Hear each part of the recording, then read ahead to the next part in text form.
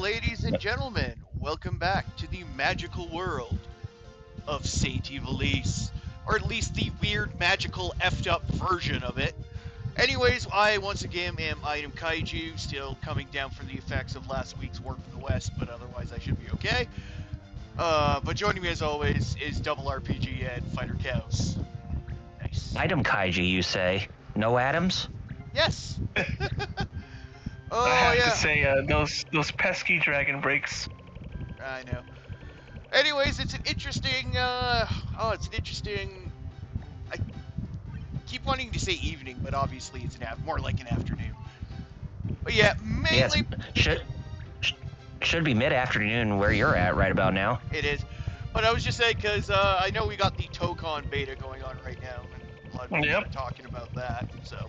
Yeah. I mean, we got some pros and we got some cons, just from looking at it. Yeah, like Arxis really loves the freaking chibi lobbies for some reason. And you had to just bring that up. Oh boy. And hello there, Star Child. Hey, Star Child. Okay, I'm gonna finally get rid of these damn. So, what's the plan for the boys today in this? Well, as always, just try to... Reach for the sky, boys! Exactly. Get to the next crystal and destroy it. Continue our callous efforts to destroy this magical land that our friends want to stay in since their lives are horrible. But we want to go back to our shitty life for some reason. Well, if you look at March's point of view, it makes sense. It does, but I know that's how the story is supposed to frame it, though. Yeah, that's right. That one's a defender. Of course. That one, okay, we still don't have the bombshell, really? Okay, what's this one? Okay, who's it, Karen? Hey, she wouldn't. Yeah, we'll send Sharu on this one. Gone for 5 days. But yeah, Tokon battle, I mean, when I said you had to bring up the chibi lobby, it's like, why does Arxis feel like they have to keep doing that with every single fighting game that they work on? Whether it be Guilty Gear, Dragon Ball FighterZ, Blaze Blue, Grand Blue Fantasy, Versus, and now this. Oh, boy. Why? Okay. I just want to say, I prefer function over form. Because Tekken has it where they have those lobbies too, but you also can just make a regular, more understandable just menu lobby too. And I don't know why Arcs, when you're playing Strive, it's still the weird you gotta stand over here type deal. I'm like, can you just play the game? Ready up? Mm-hmm. Couldn't agree more. That one too. Good job. So who you gotta fight today? Well, I'm guessing it's the next Totema, which if I remember right is the Bangas.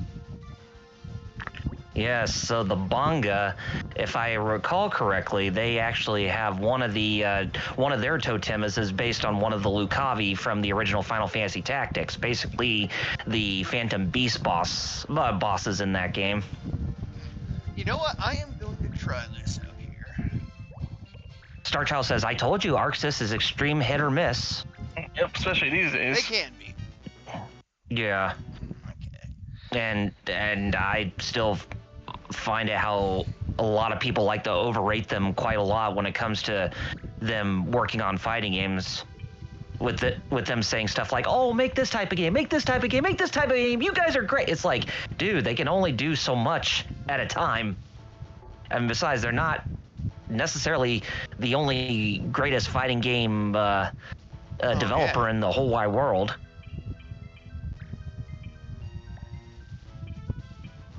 I mean, they are cool, but... And also, watch them do that for that Hunter x Hunter fighting game that they're working on, too. That shitty lobby. Didn't it already come out? Let me see. Hunter x Hunter Nen Impact. I thought I know there is one that came out a few years ago, or maybe that's the one I'm thinking of. Oh yeah, it's out already. Oh, okay. Yeah, And yeah, it's got mid reviews like. I know the major thing 'cause- people were complaining about it was it had for a 3-on-3 fighter, it had like a small roster of only like 12 characters, which I know a lot of people were kind of pissy about. Because for some reason people gotta be pissy about roster sizes these days. I found one of the negative reviews on Steam is it says, "Fun fighting game at its core, but sadly the netcode is a mess." About as bad as that Kill la Kill fighting game they published. The game is genuinely fun when fighting, but they really need to do something about its extremely crippling issues. This netcode is unacceptable in this day and age. Even Star Child says, yeah, it's out. It's hot garbage too. It doesn't run too well, and it's super stiff. Yep. Someone else said, as much as I love this game, I don't think I can recommend it. The netcode is, and I quote, ass. The things online are trash. My guess is they're still using delayed netcode. Either that or Still doing delay based. Yeah. I don't know. But well, bad. I'm about to say, if they're still using delayed netcode, then we know one person who would be excited for that, and that's Darkside Phil. Yes. You know what's funny is we were seeing him play against Justin Wong. Oh. Yeah, and because he was playing like CVS 2 and he like ran into Justin Wong. He got, of course, got his ass God. did he call out Justin? No, because he knows, first off, because they were both streaming at the same time, so he was on it. So he knew not to like be rude, and Justin says some story that actually is kind of funny. DSP, believe it or not, fought for Justin to get paid what he was owed when Justin won his first tournament as a kid, as a teenager. That Justin was like, I'm a dumb teenager. I don't know like that, like, you know, how to. I didn't know that I wasn't getting paid right. And DSP actually made sure Justin got paid. Oh my God. Really? Darkside Phil actually did something right? You know, what's the phrase? Broken clock? Oh. It's like, what reality are we living in now that I'm just hearing about this? Broken clock can still be right twice a day. Oh, and by the way, hi LPH, he says he's too busy playing Marvel Tokon right now. I suppose everybody. Yeah. A lot of people are. Exactly. StarTile says it took them like 3 years to try adding rollback netcode to fighters. No, right? They promised it like a year later, and it took them like 3. Yeah, like ridiculous. And by that point, I just stopped caring. Mm-hmm. Yeah, I think I streamed it once, and then that was it. I was like, all right, I'm done. That's it. That's the whole thing. And too bad we'll never get a sequel to Fighters.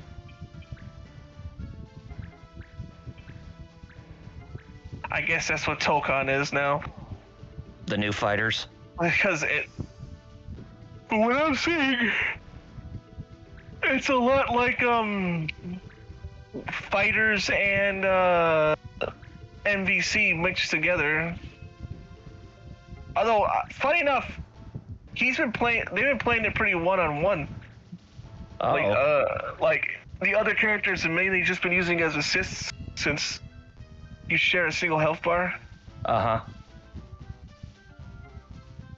But with Fighters where you could 2H people, and I wonder if that means that the life bars gradually and slowly start to drain, since, you know, you're playing as 4 characters at once with that big of a life bar. No, it's like just a regular life bar that they all share. But do characters swap after one of them's defeated, or is the match completely over after one? The match is over.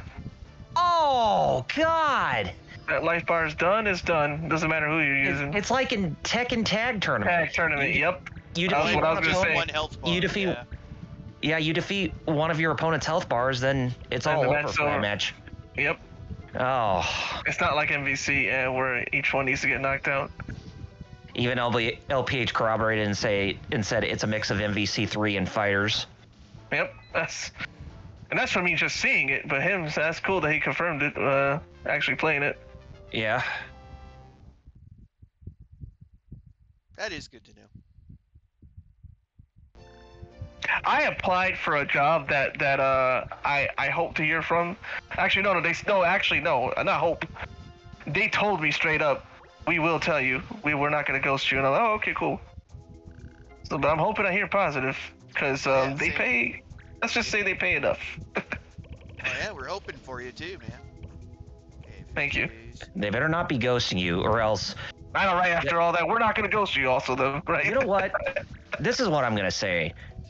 I mean, for companies that ghost people when they say something that will promise to respond back to you, but they actually don't do so, that should be illegal. There should be a law passed saying you can't use that tactic, or else you could get, the person who is applying for your company should be viable to sue you for misconduct, basically, and fraud and lying and that kind of stuff. You know what I mean?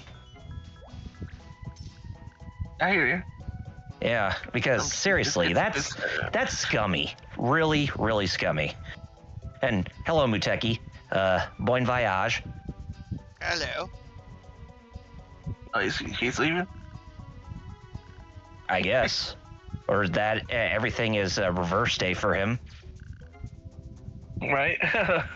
God, oh God! You know what? His response totally reminds me of Earthbound when you're in the reverse foreside and Oh, when yeah, you're everything's responding to weird. people. But whenever they ask you something, you have not to Ace choose Field. You have to choose the opposite answer. So if they ask you to do something and you say no, that means you're literally saying yes to them, and vice versa. Oh yeah, freaking like opposite. Bizarro.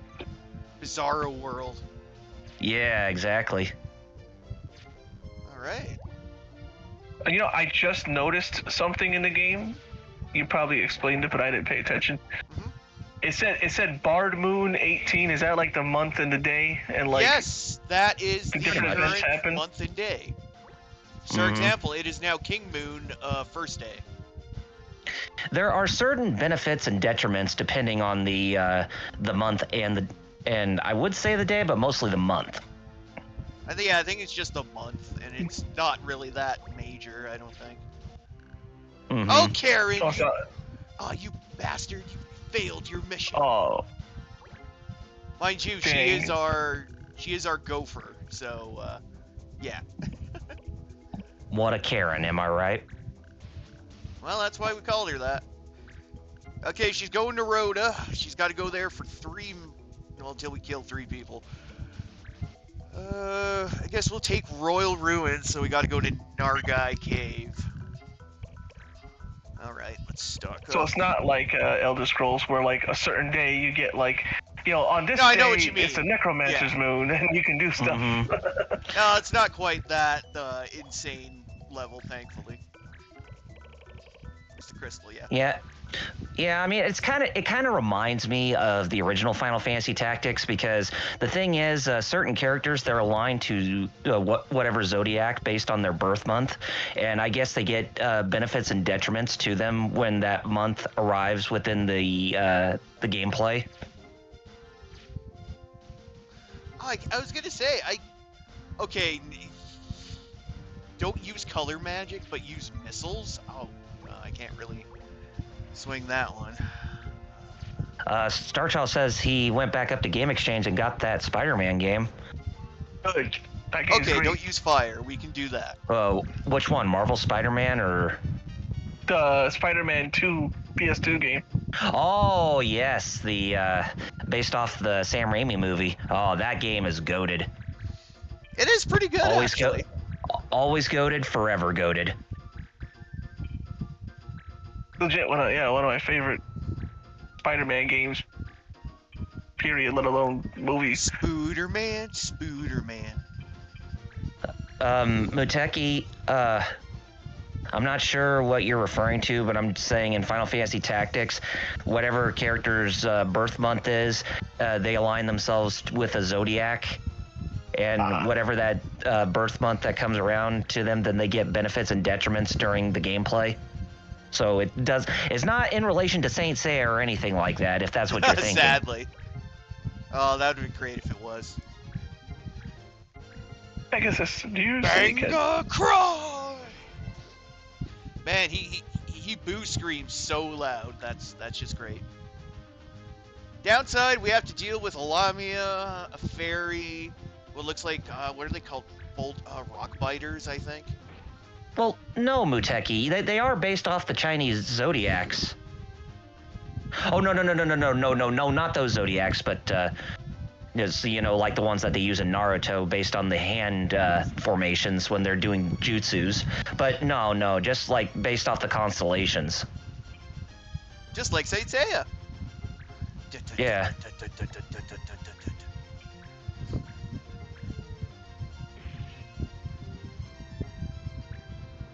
If you were hoping for a tiger hand sign so that way you can perform 1,000 Years of Death, that would be funny, but honestly, that's not realistic in something like Final Fantasy Tactics. Okay, so I am casting magic right at a judge, and it does nothing. Because judges are literally, like, exempt from attacks. You cannot attack them. Yeah, that is true. Which becomes a post-game thing.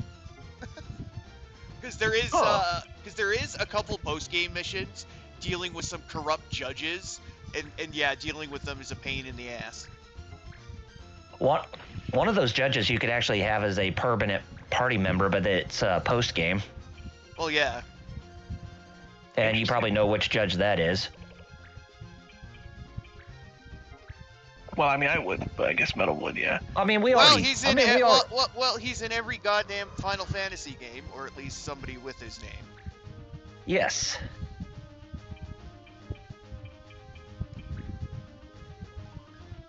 Like I said, I wouldn't. Although with that clue, I'm guessing his name is Sid. Yes. Of course. Sid. Yeah, Sid. Ah, missed. Well, except for the first Final Prepega, Fantasy game, he didn't really make an appearance in the original Final Fantasy on the Famicom and its re-releases, but he does get mentioned somewhat as in passing.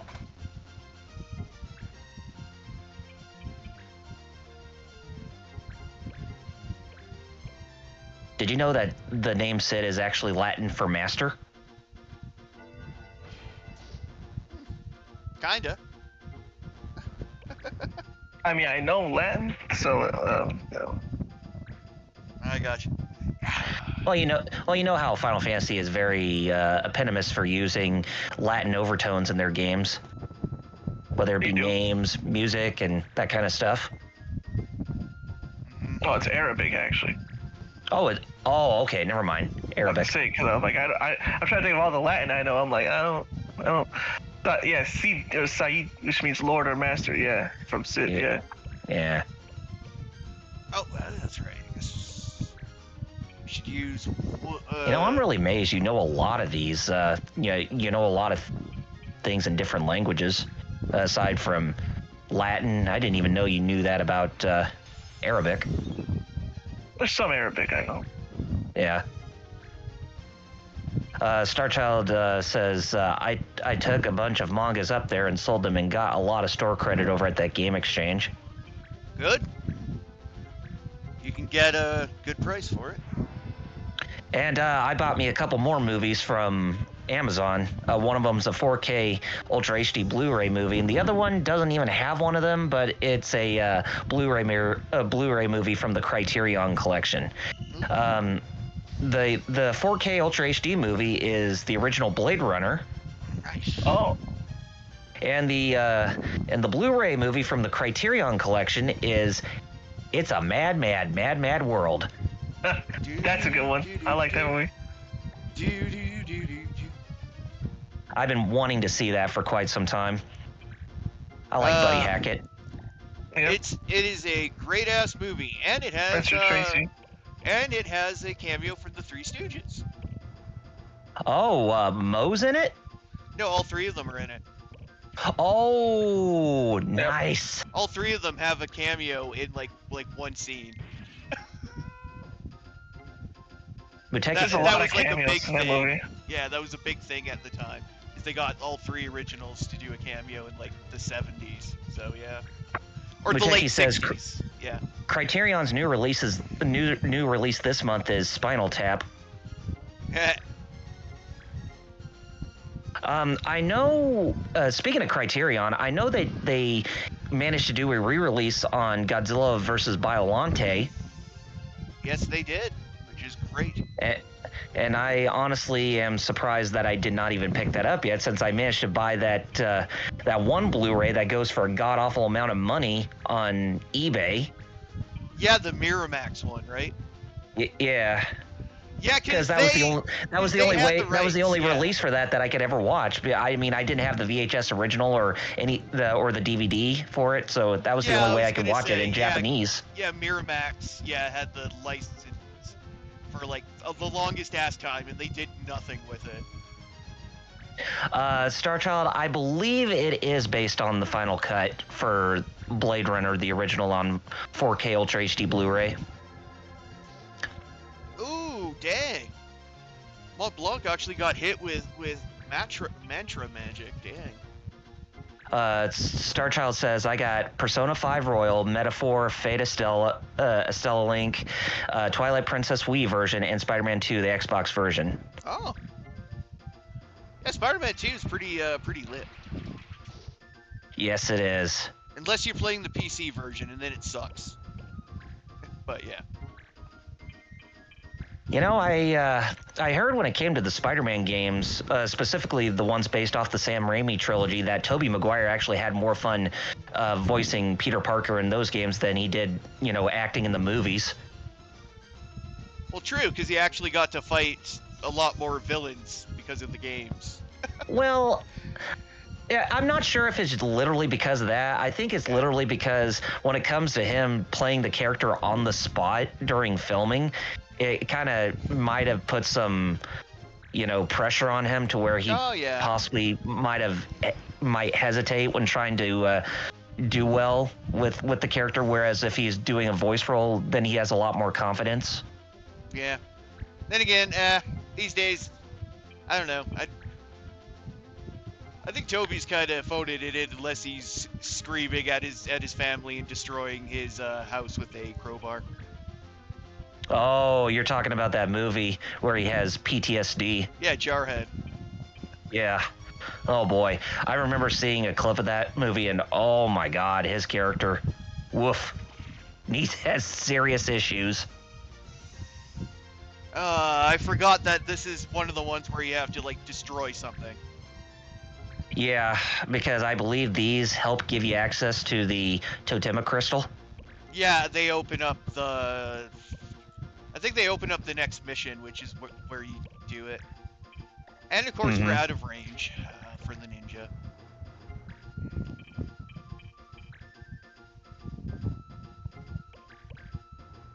Come on. Yeah, and to confirm with you, Starchild, that 4K Ultra HD Blu-ray version of Blade Runner, it is the Final Cut version. I just checked my email and they confirmed it. Cool. Yeah. So it is Scott's preferred cut as opposed to the studio quote-unquote director's cut, which was not actually sanctioned by him, but was just said to have been. It's confusing. Golly. What I want you to do... Go ahead. No. I wasn't going to do anything. Go ahead. I was going to say, Double R, what I want you to do is when you watch that movie, really look at Rutger Hauer, and then go play Tekken, especially Tekken 3, and look at Brian Fury. All right. Like tears in the rain. He literally looks like that in his younger years. He literally based off Brian Fury. Wow. And then, for good measure, go watch Hobo with a Shotgun, just because.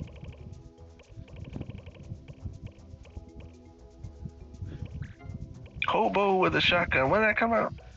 Oh, 2012, wasn't it? Or was it 2014? My only knowledge with Rutger Hauer are based on two movies. Batman Begins. Well, I mean, two things. One is a movie, which is Batman Begins. The other is a video game, and that's playing the voice of Master Xehanort in Kingdom Hearts 3 after, Leonard Nimoy's unfortunate passing many years earlier. Oh, man. Then you got some movies to watch. Yeah, I do. Okay, this is the next Totema encounter, so... But then shortly after Kingdom Hearts 3 came out, Rutger Hauer passes on, and then now Christopher Lloyd is the voice of Master Xehanort in the Remind DLC for Kingdom Hearts 3. Oh, wait, and how old is he? He's like in his 80s, if I recall. Christopher Lloyd.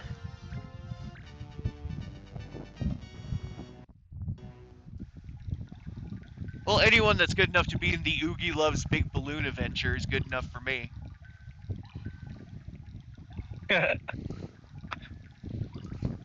Pale company. Oh, here I am looking at a ghost, and I don't feel scared at all. Now, if I recall, with this mission, I think this is where you fight this is where you go through the third Totema Crystal stage. Yes, it is. Yeah, and if I recall correctly, March is the only one you can play as in this mission. Yeah, so that should make party selection kind of easy. Yeah, and not only that, it's a one-on-one. Yeah, you literally have a one-on-one to go up against somebody that you already knew, that we already seen in the last episode. Oh.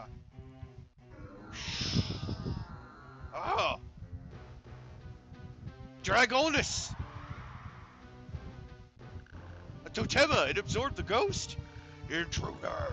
No one but my master may approach the world thread.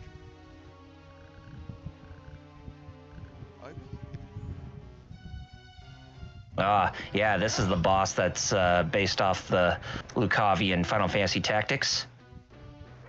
Yeah, and Adramelk. Yeah, I am the Totema Adramelk. By my strength, I shall defend the world thread and destroy all those. And of course, he summons a red, a blue. Oh no, we can bring our boys in. Never mind. Oh, okay, so it's the next one, not this one, but the next one where he's one-on-one.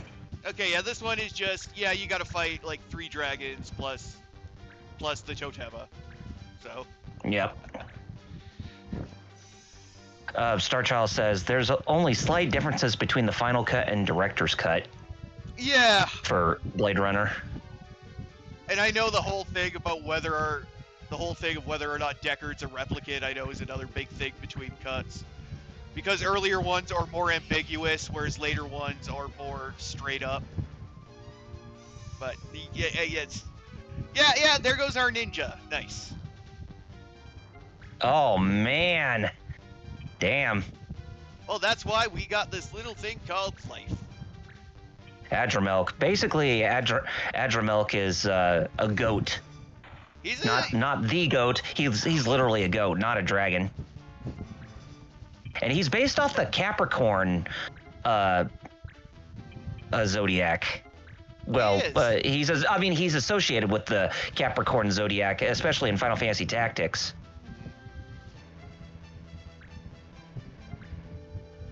Okay, we're gonna position him in the center. Obviously, though, we're gonna life up our ninja. Okay, Adramelech, it was a god called Baal Adramelech, which Baal means Lord, and Melech means king in Hebrew. And Baal. Yeah, and he was in Assyrian mythology. Oh yeah, Baal. Yeah, he's been around for a while. And I'm looking at the etymology of him here, and it says, it is said that children were sacrificed to him, but Greek accounts saying that child sacrifice via burning them or placing them within a heated bronze statue of the god are not historically verifiable, as no archaeological proof of such a large bronze statue exists. Adramelech is considered a demon in Judeo-Christian tradition, being generally depicted with a human torso and head and the rest of the body of a mule, a peacock, or some combination thereof. He was described as the enemy of God, greater in ambition, guile, and mischief than Satan, a fiend more cursed, a deeper hypocrite. Yeah, that's Geogoyth? I'm mysticism sorry, stuff. what the hell kind of name is Geogoyth? What? These names, god damn it, Square Enix. And I know you were just freshly Enix at the time. So, but still. It's fantasy, my dude. I know, It's but damn it. pure fantasy. And they keep gang banging Rameza. Ah, there we go. Now we're dead. Did you say before the boss fight? We did, but Oh, we God. dead. Okay. Like we did. God, but in fact, we yes, dead. now. Also, I Right? realized I probably shouldn't have lined all our guys up in a line.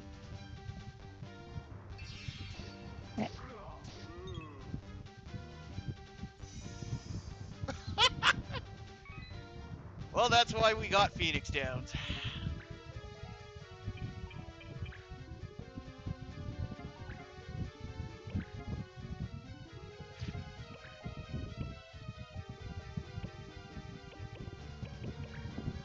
Oh, can you bring it back to life? I mean, Aerith couldn't come back to life with a phoenix down.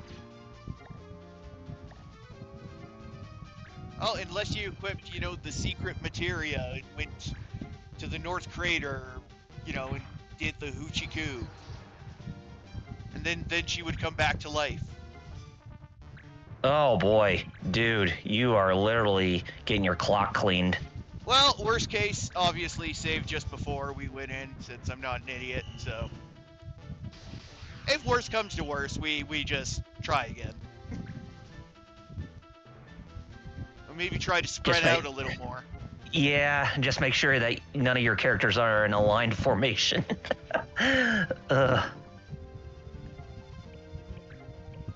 But fortunately, I do still have items, such as the mighty Phoenix Down!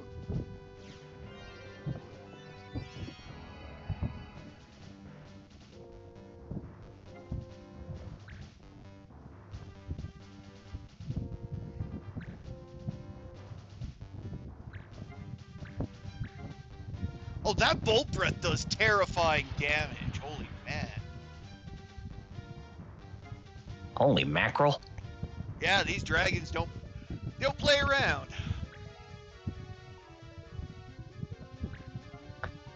Damage Now, if and only they nullify- had the same weakness as Light dragons in speed? Pokemon, where they are weak against ice magic. He just hit me with extreme speed. What the hell?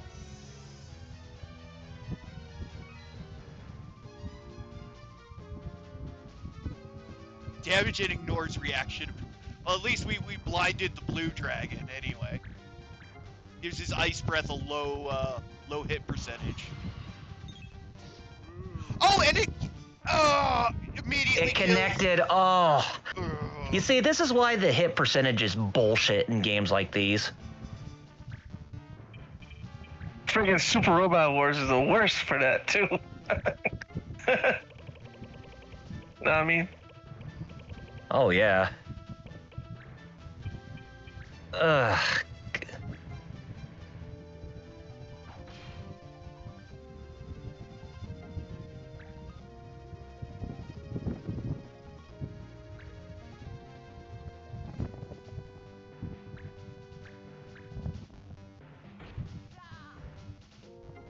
Ah, yeah, this There- is a wipe. Oh, boy. Oh, well, does it?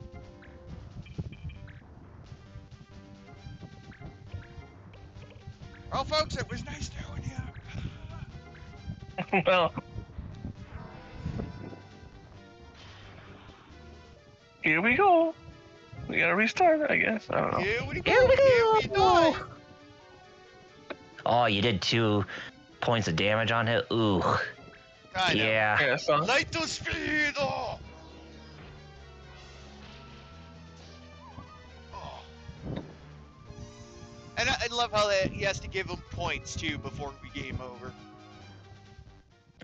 and none of your characters have a not Mont Blanc and your Black Mage Numo don't have their totems available, do they? Not presently, but thankfully we can change that, of course. Since, again, that's why it pays to save just before you go into things like that.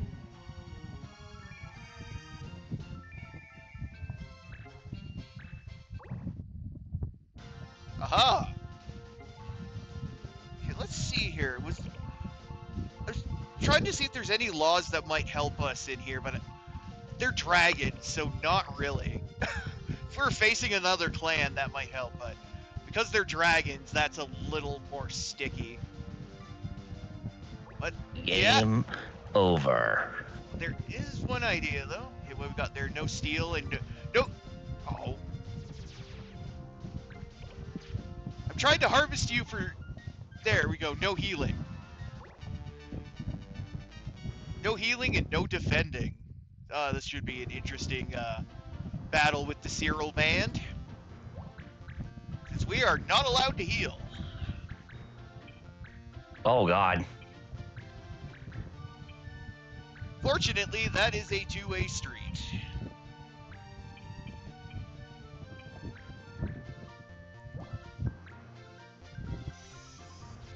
And we just might have an anti-law for that, but we'll see.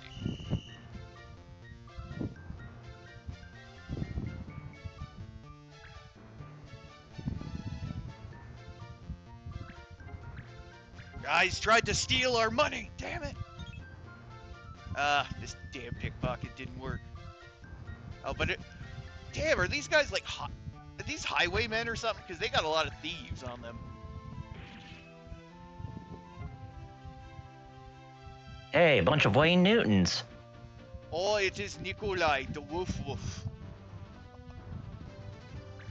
You know, I'm surprised I did not pick that up from Ninja Turtles 3 near the end of the movie when the turtles infiltrate Norinaga's castle, and when they saw that scroll of them being ancient them, and then all of a sudden Norinaga shows up and then Donnie yells out, "Hey, Wayne Newton!"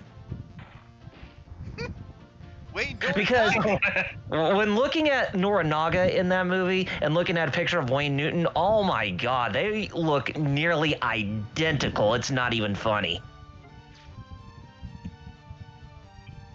I was trying to see if there's some way where I could. Well, there is, but I don't have enough movement to do it. Alright. I guess I'll just bang a cry at you here.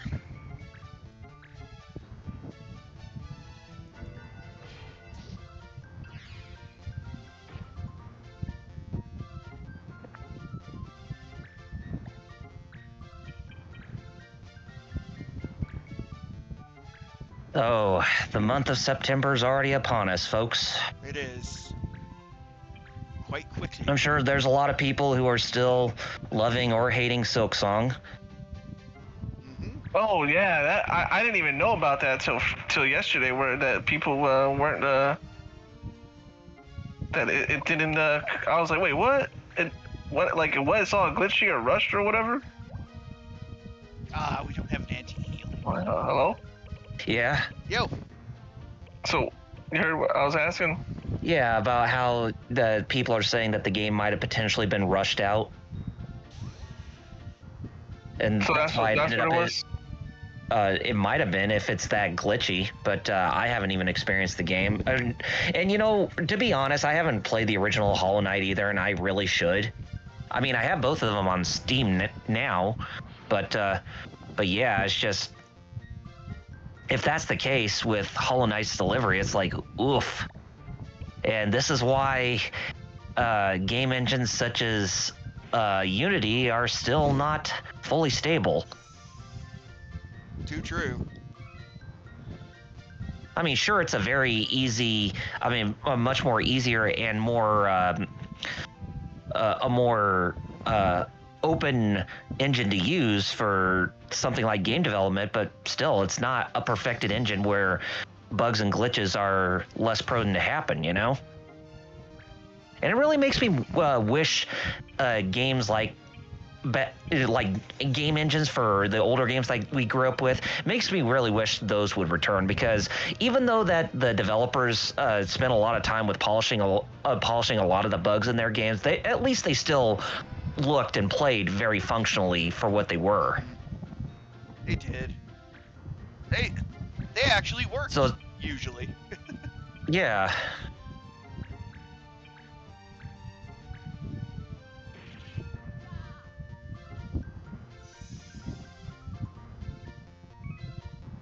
Well, yeah, Muteki, some people are complaining that Hollow Knight Silksong was not the quality product that they were looking forward to upon its release, because it's kind of glitchy in its current stage.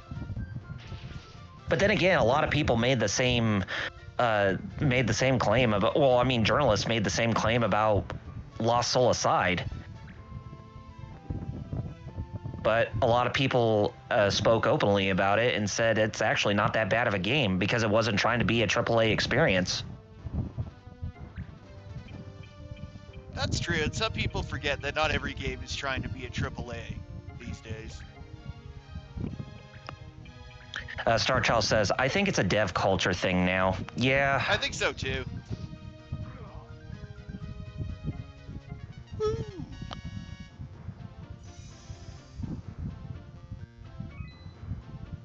Like one of those things in dev culture that you really can't stand for developers to be embodied in is toxic positivity, where they feel that nothing do is wrong, and then they blame everybody else who don't even like their vision, which is really not the way how they should think, you know? Agree. And it has ruined many a good thing. Yeah, Star Child, I mean, for the sake of fairness, Lost Soul aside, it is a bit janky. I mean, it was a bit janky when it first came out, but for what I've been playing, it's pretty solid for an action game that pays more of an homage to Devil May Cry, if anything. I mean, sure, it doesn't have the immediate polish as Devil May Cry, but for what it is, it's still pretty good. I need to see that game. That Lost Soul aside. Uh-huh. Yeah, I need to see more. I haven't seen people playing it.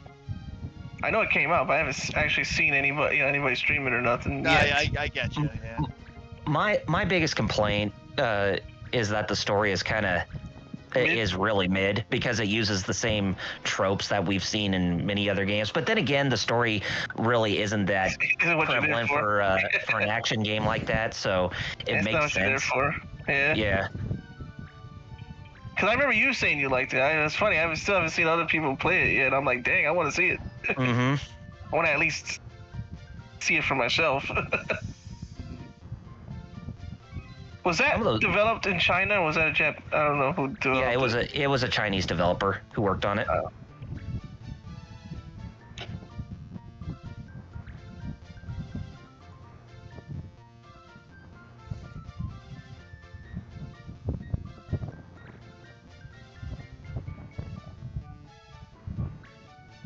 She's going for a kill shot on her dragon. And I remember seeing a clip that somebody posted on Twitter about the combos that you can pull off in Lost Soul Aside. It's like, they said, man, with pulling off a string of combos like these, it really makes me miss the old days of hack and slash games, where it's more about that type of gameplay than, like a Soulsborne game.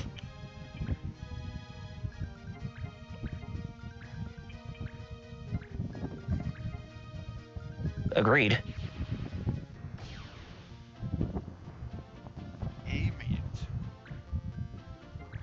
Now, I will be getting back on Lost Soul Aside, but right now the only two games that are on my docket, which I've been playing quite a lot, are Shinobi Art of Vengeance, and the other is... I kind of had a nostalgia kick, and I returned back to Chrono Trigger, of all games. Yes. The story of Toriyama, frogs, and time travel. Hey, it worked. It did. Got a sequel and a DS remake, and then 3D ports later. Sequel is stretching it a bit too much with that. Yeah, because they like to consider it a spiritual successor to Chrono Trigger with Chrono Cross. not a true sequel Yeah, I to guess that game. That is true. That is true. What? Yeah. I never heard that.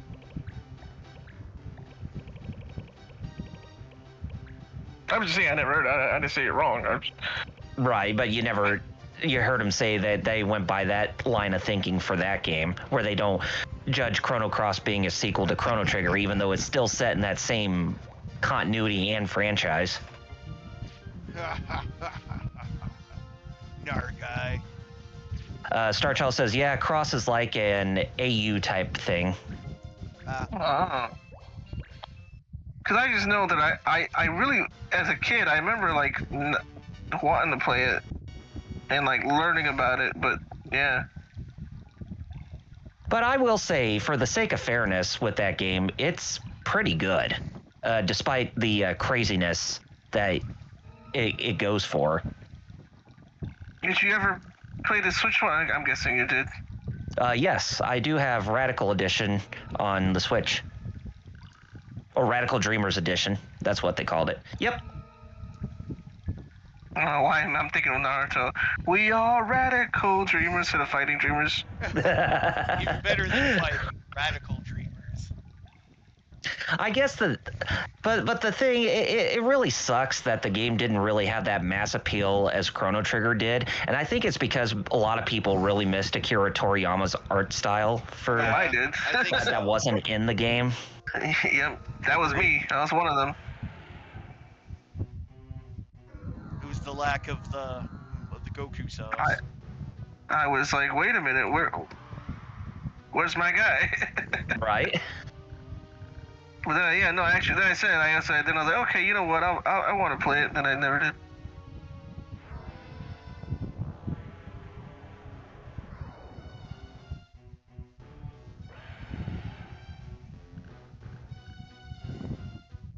Oh yeah, because they got a new character designer to where they made the game look more like where it's like cartoonish, but it's in more in that 3D type of aesthetic. But it's like they even blend between cartoon and realism with their characters, I guess you could say. So I guess a way to describe the character designs, it's kind of like how the character designs for Perfect Dark Zero are, where they were an even blend between a Japanese and Western comic book type of style with their characters. Yeah, and even Starchild says kind of like a Final Fantasy VIII type visual when it came to Chrono Cross with its visuals. Missed. Muteki says they look like King of the Hill. Well, there's other good news. Our Dragoon now has the Worm Killer attack, which deals massive damage to dragons. Yes. As well as we are going to fan out a little bit, so we don't all pile our asses in front and focus on the Totema, since the whole thing is to kill it, so. Oh, well, we managed to blind his ass at least. Okay. White magic. Oh. Shell.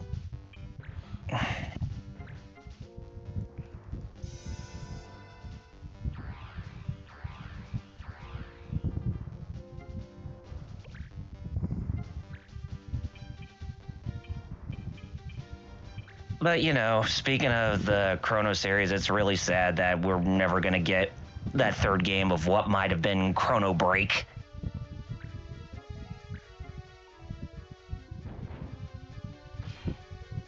Ooh! That actually hit him for 100 damage. Damn. Ooh, nice. Well, like I said, we just got to keep it going. And the years stop coming and they don't stop coming. 19, oh, whatever. And now I've become, I've become Death, Destroyer of Worlds. It's time to call in the Moogles, little buddy. I guess your gameplay is further ahead than your stream if you're really that far into the fight. Yeah. Well, I just unleashed some fan footage,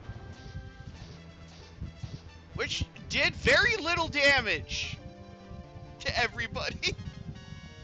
Mind you, it might be okay. So that might be on purpose, though, to avoid you cheesing this one. I guess. But like I said, it's no biggie. Just focus on big boy in the middle. We should be all right. Hydromilk. Oh, the breaths don't trigger the reflect ability. Oh, we got Weird. And we got a lightning dragon called Coon Wolf. I don't know what to do with that. Well, I'm pretty sure that's like some Nordic name or something. Oh, our dragoon went down, but I could just revive him, so it don't really matter. And then there's the ice dragon, Sign Wolf.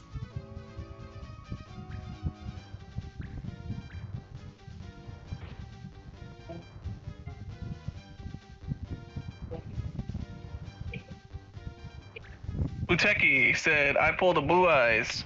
Nice. That can't be used in a blue eyes deck. It's Grandpa's blue eyes.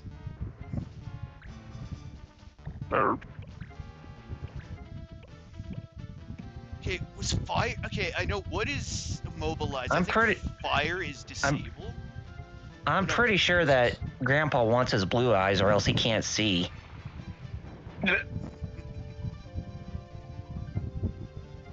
Sin Wolf. That's the name of the dragon. Which is weird as crap, but I mean, hey, whatever. I give you life! I don't have full life or auto life yet, but I can still give you regular life. Regular life.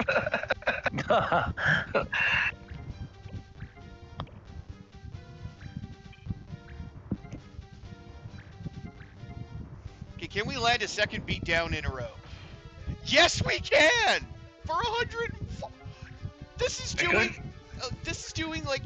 This strategy is weirdly working. Okay. Since Amidrelek has very little HP left, and he only needs like. Okay, Mont Blanc, like whapping him with his rod could probably kill him at this point. Oh, okay, we need to do. Okay, 31. Oh, Exodia, obliterate. Okay, let's try it. Because Let's go. Muteki said Exodia. Okay, not enough to kill him, but enough to like almost kill him.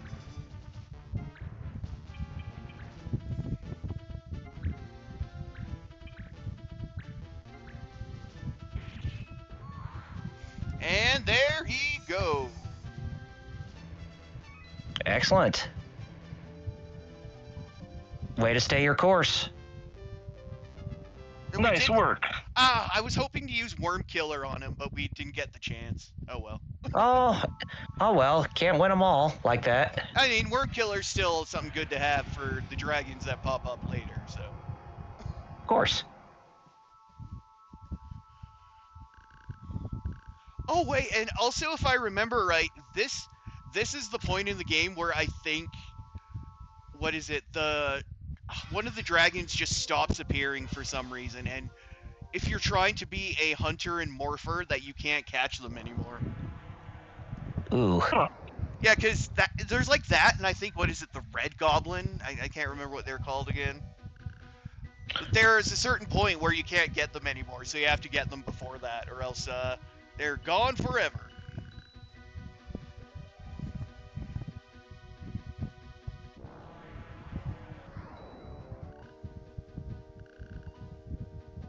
Let's see. Bobbus! Prince Mew. Where's everybody? I'm lonely. Where are you, Bobbus?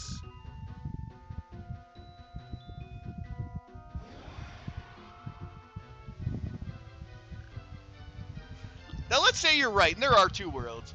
How much then is this other world worth to you? What do you have there that you don't have here? Money? Power? Something worth causing the prince so much pain for? Well, What, nothing? You would make the prince over nothing? I must return, the prince needs me.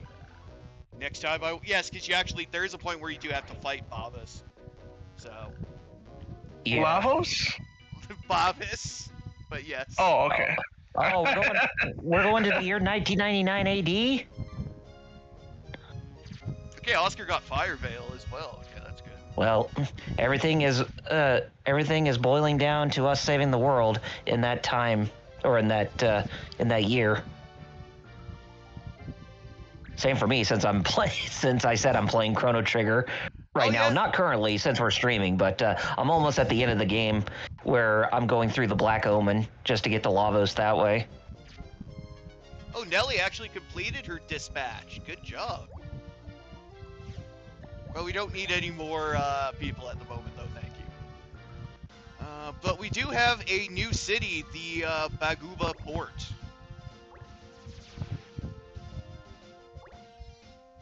Surprised you still don't have any of the Yods. Yeah. Oh, it's Mod Brock's brother, who's a gadgeteer.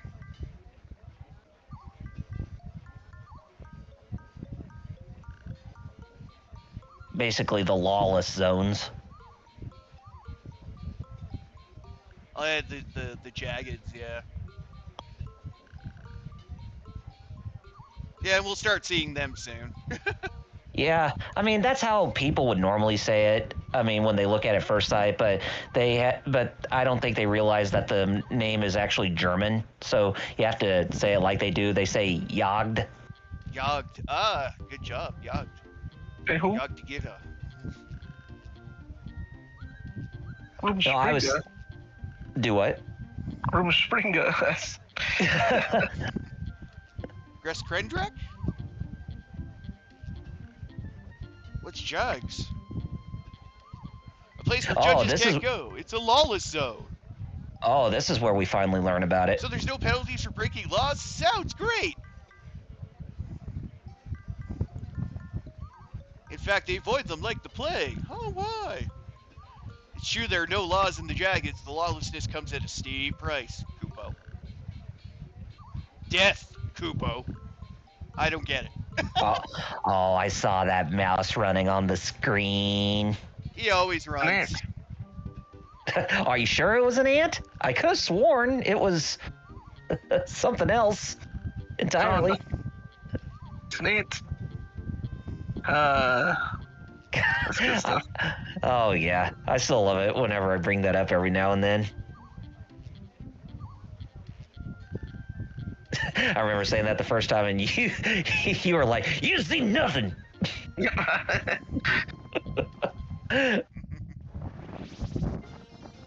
Okay, the first yacht. Now, where do we want this lawless hellscape to go? You know what? Let's make it this weird-ass little island over here. Yogg Dorsa. So yeah, with the Yogg, the lawless zones, if your character dies in the fight, and if you don't bring them back to life at the end of the fight, then they're permanently gone for good. Yeah. Oh no. Yeah, that's the permadeath zone of if you go down, be revived by the end of the match, because if you don't, you ain't getting back up. Oh yeah. No, I ain't fitting with no Fire Emblem style crap. And if it's March who ends up dying at the end of the battle after you defeat all the enemies, then it's automatic game over. Oh yeah, of course. It's the player character. Yep. I ain't fitting with that. I don't blame you, man. I don't blame you. See if we got anything new in store yet. No, we don't. Damn it. So if you thought that wasting 3 turns after your character dies in Final Fantasy Tactics was bad to where they turn into crystals after those 3 turns, then yeah, Yogg's they're a completely different ball game. Is that mandatory or is that? The Yogg's, I think for at least one story-based mission, it's mandatory. Yes, there is at least one. There's at least one where yes, you have to go in there. Yeah, but for everything else, they're just basically optional quests. Mhm. So yeah, it's not fully mandatory. Golly. So at least there's a saving grace right there.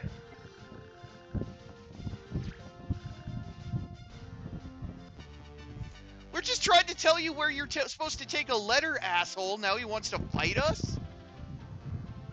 Golly. We're just trying to tell you were delivering a letter to, like, a wrong address. And now he's like, well, I guess that means we gotta throw down. And I'm like, no. Well, you're gonna throw hands with him, and you're gonna make him pay for being an asshole. Yeah, See about him. Yeah. exactly.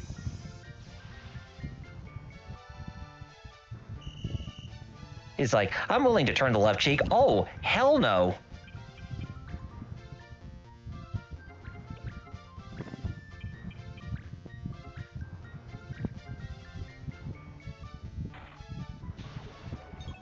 We're gonna throw hands down with you guys. This is what you get for being dicks. Oh, or you know what else could also work? Let's summon a Modulash. Adramelech. Or whoever the frick it is, let's just summon him. This guy's gonna want to kill us. Whatever. Okay. Actually, while we're on that, let me see how they actually pronounce the name in. No. Unless you want to actually summon him. Hey, he did decent damage to everybody. Like a little bit, anyway. I need to see where I can find the rope. Adorameric. That's how they say it in Japanese. So it is Adramelech. Adramilky. Well, I know how to say it, but I'm not gonna say it. Well, that's fine. Of course. Well, the king part I can say. Melech. Melech. Melech. Because in Hebrew, you have a sound a lot. Oh, okay, now that makes sense. Not to be confused with malach, which is messenger. Adramelech.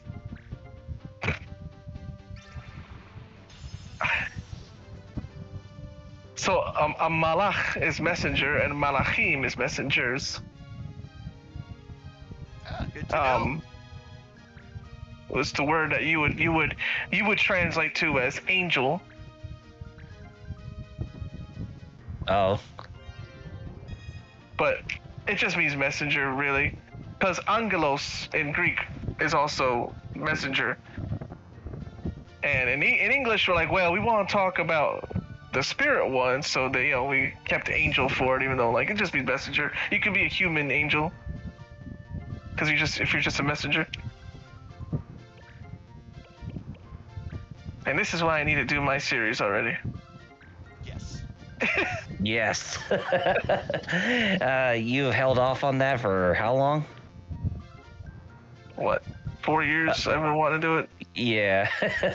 I think, and now seeing how you're needing a perfect time to try to, find some more leeway into Twitch, now would probably be a good time to think about getting that to fruition, wouldn't you say?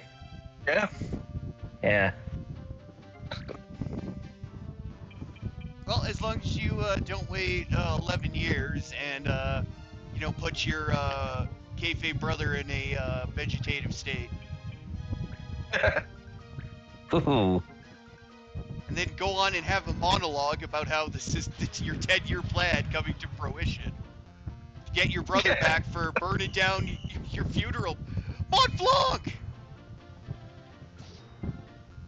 You copycatted, you idiot! Oh no. Or I should say, I'm an idiot for copycatting. As in, Yellow card. he did the same thing he did last round. Let me ask you this, Jerry, since you play this game. Is Adramelech in Fate? Yeah. Okay. And also Shin Megami.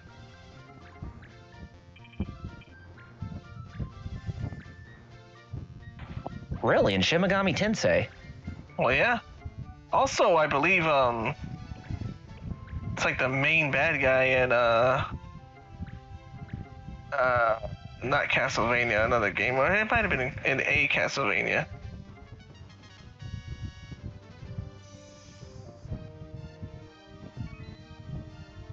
I thought it was Dracula who was the main baddie in every Castlevania, but then again... No, he's a main bad guy in some game. Oh, I'm saying okay. he might also be in Castlevania, not as the main bad guy, but Okay. if I remember right,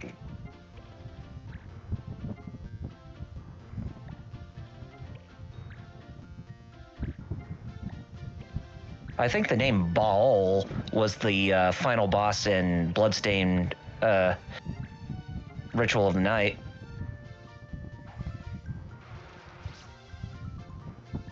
all got seen about. Ball always be seen about. Starchild says, I'll have to mess with that Fate Extella game. Extella? Yeah, it's basically Dynasty Warriors, like straight up, like, but like better because it ain't like not better like, but like, have you ever played the new one? Oh, Samurai Remnant?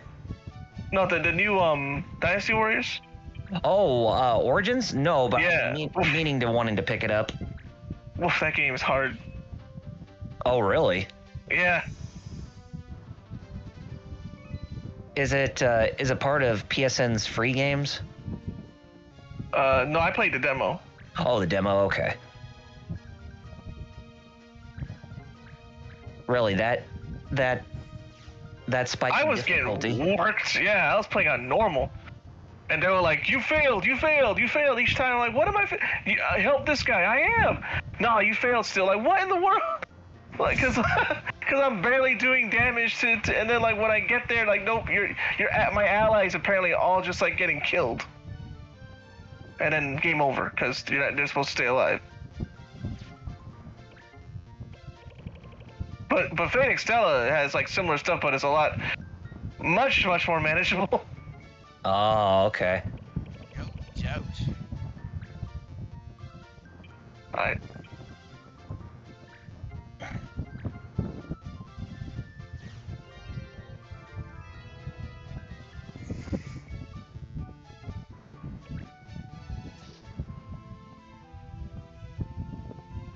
Pete.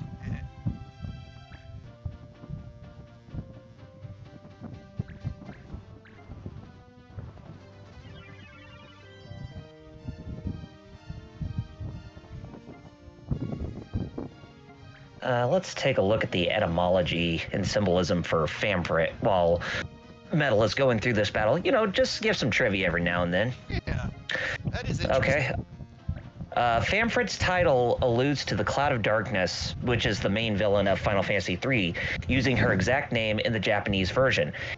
His stance as the Esper of Water in Final Fantasy XII, as well as Final Fantasy Tactics Advance and A2 and any of the other games that he's a part of, may be intended to reflect the Cloud of Darkness's desire to flood the world with darkness, or to the literal deluge suffered by the world of in Final Fantasy III. Famfrit's armor, which is sky blue in this game, as well as Final Fantasy XII, with a narrow eye hole and gold highlights, resembles that of Exdeath from Final Fantasy V, and their destructive intentions are similar in that regard, or are all too similar. Anyways, in terms of his name, Famfrit represents the zodiac sign of Aquarius, the water carrier, and is also referred to as the Kumbha Ascendant, which is Kumbha, which is the Sanskrit name of its zodiac sign as used in Jyotish Hindu astrology. Though Kumbha is represented as water pourer, its element is air. Famfrit is also referred to as the Dark Cloud in Final Fantasy XII. I already see parallels. You It's said funny, water the porter, but water it's air. bearer thing makes sense since he uses his big water jug as a cannon, so Yep. that does make sense.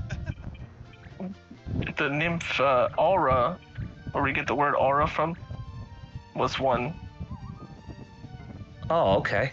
where she was about water, but her thing is actually air. Oh.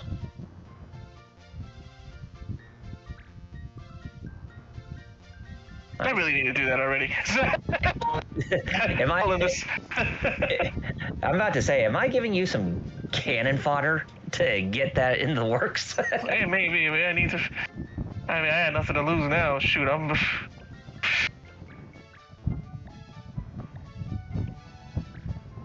And lastly, let's take a look at Ultima, which is the totema of the new Mo.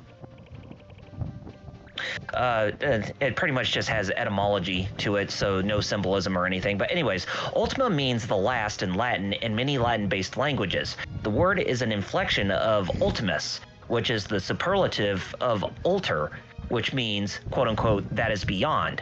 In the Spanish versions of many Final Fantasy games, the spell Ultima's name is written as Artema, a close transliteration of the Japanese katakana. Ultima is referred to as the Kanya Ascendant, which is the Sanskrit name of its zodiac sign as used in Jyotish astrology. The name of Ultima's trademark attack, Eschaton, Eschaton. Yep, Eschaton, which I can give you a whole thing about that, but keep going. Yeah, but anyway, it refers to the end of the world. It is from this term. Eschatology is the study of end times. Yep. It is the term that the word eschatology is taken, a branch of theology that refers to the study of end times. The fact that I even do without even I already know this. Let me just. Yeah, you just insert in. Hey, feel free. I mean, you wanted to do that series, so feel free to. Yeah. Good. I said, so feel free to jump in and enter in your own knowledge if you want to, or your own words. Because I'm just reading what's verbatim.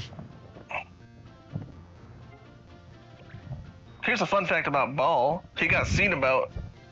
There was an episode where Elijah the prophet saw about had a thing where he was like, "Hey, you prophets of Baal, hey, you guys want to see who's better?"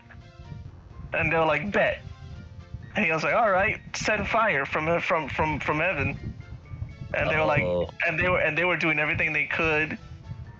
And Elijah actually cracked at him too. He said, maybe Baal's taking a dump.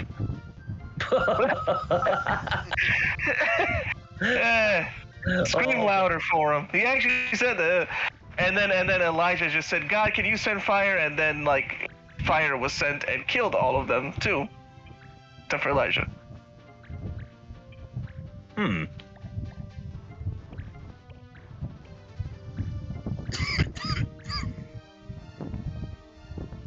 Never knew that. Yeah, so Ball jobbed out.